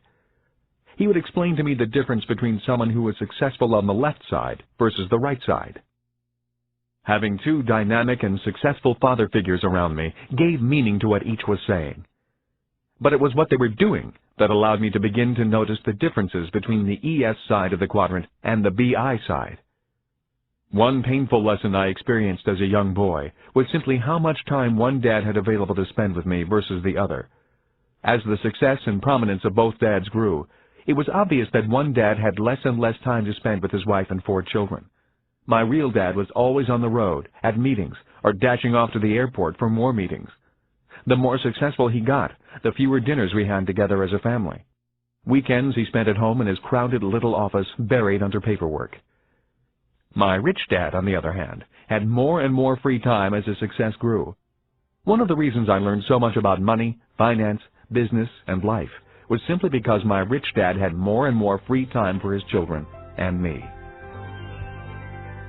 Rich Dad's Cash Flow Quadrant is also available in paperback from Warner Business Books. Here's a sample from audio bestseller Rich Dad's Guide to Investing: What the Rich Invest in That the Poor and Middle Class Do Not. Written by Robert T. Kiyosaki with Sharon L. Lecter, CPA. Investor lesson number 1. The choice. When it comes to money and investing, people have 3 fundamental reasons or choices for investing, Rich Dad said. They are to be secure, to be comfortable, or to be rich. Rich Dad went on to say, all 3 choices are important. The difference in one's life occurs when the choices are prioritized. He explained that most people make their money and investment choices in that exact order. In other words, their first choice when it comes to money decisions is security. Second is comfort, and third is to be rich. That is why most people make job security their highest priority. After they have a secure job or profession, then they focus on comfort. The last choice for most people is to be rich. Rich Dad said, most people dream of becoming rich, but it is not their first choice. He went on to say, only 3 out of 100 people in America are rich because of this priority of choices. For most people, if becoming rich disturbs their comfort or makes them feel insecure, they will forsake becoming rich. That is why so many people want that one hot investment tip.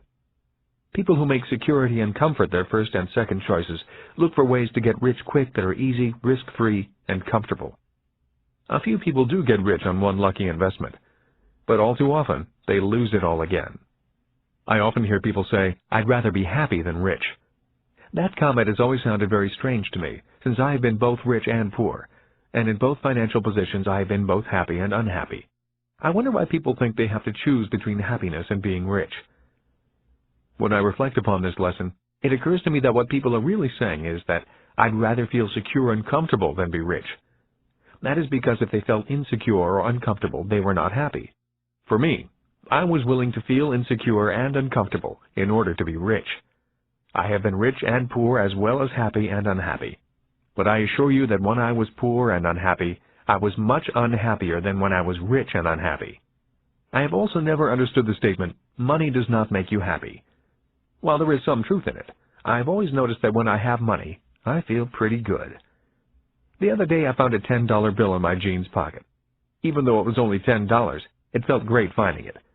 Receiving money has always felt better than receiving a bill for money I owe.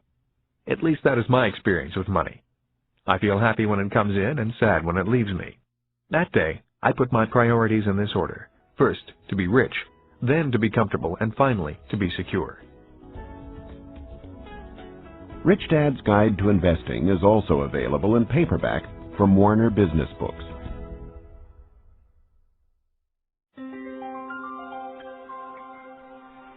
Here's a sample from Rich Dad's Rich Kid, Smart Kid, giving your children a financial head start. The latest book from the New York Times best-selling authors Robert T. Kiyosaki and Sharon L. Lecter, CPA. When I was a little boy, my rich dad often said, money is an idea. He would go on to say, money can be anything you want it to be. If you say, I'll never be rich, then the chances are you'll never be rich. If you say, I can't afford it, then chances are you can't. My smart dad said much the same about education. Is it possible that every child is born with the potential to be rich and smart? This program is about fostering and preserving that possibility. Both my dads were great teachers. Both men were smart men. But they were not smart in the same subjects, and they did not teach the same things. Yet as different as they were, both dads believed the same things about all kids. Both dads believed all kids are born smart and all kids are born rich. They both believed a child learns to be poor and learns to believe that he or she is less smart than other kids. Both dads were great teachers because they believed in bringing out the genius that each child is born with. In other words, they did not believe in putting knowledge in. They believed in bringing the child's genius out. Both my dads were great teachers because they rarely tried to cram their ideas into my head. They often said very little, waiting instead for me to ask when I wanted to know something. Or they asked me questions, seeking to find out what I knew, rather than simply telling me what they knew. And not to forget the moms. My mom was a great teacher and role model also. She was my teacher for unconditional love, kindness, and the importance of caring for other people. I once heard that boys marry women just like their moms, and I would say that is true for me. My wife Kim is also an extremely kind and loving person. I did not know my best friend Mike's mom very well. Yet the times I was over at their home, Mike's mother was also very kind and attentive to what we were doing. Although a very private person, she was always interested in what Mike and I were learning at school and in the business. I could tell she was a great life partner for Mike's dad. Although I did not know her very well, I learned from her the importance of listening to others, letting others talk, and being respectful of the ideas of others, even if they clash with your ideas. She was a great communicator in a very quiet way. Lessons from my mom and dad. The number of single-parent families I see today concerns me. Having both a mom and a dad as teachers was important in my development. My dad would often say, "True intelligence is knowing what is appropriate rather than what is simply right or wrong." As a 6-year-old boy, I learned from my mom that I needed to be kind and gentle. But when I found myself constantly confronted by bullies at school, I also learned that I could at times be too kind and gentle. I hated being called fatty and Dumbo. Consequently, after talking with my dad, I learned to be strong and to stand up for myself. But there had to be balance. My father told me that many people live in a black and white world or a right and wrong world. Many say, don't push back, and some say, push back. The key to being successful in life is, if you must push back, you need to know exactly how hard to push. When I got pushed or put down, I learned exactly how hard to push back. Knowing exactly how hard to push requires much more intelligence than simply saying, don't push back, or push back. My dad would often say, true intelligence is knowing what is appropriate rather than what is right or wrong. I think today we need to be more intelligent with our strengths and our weaknesses. It used to be when I was a kid and I got angry with another guy at school. We would begin to wrestle, get tired, and then the fight would be over. The worst that happened was an occasional torn shirt or bloody nose. Today, kids get angry, start thinking in the less intelligent right and wrong mode, break out their guns and shoot each other. We may be in the information age, and kids may be more worldly than their parents, but we can all learn to be more intelligent with our information and our emotions. We need to learn from both our mothers and fathers. Because of so much more information, we need to be that much more intelligent. Rich Dad's Rich Kid, Smart Kid is also available in paperback from Warner Business Books.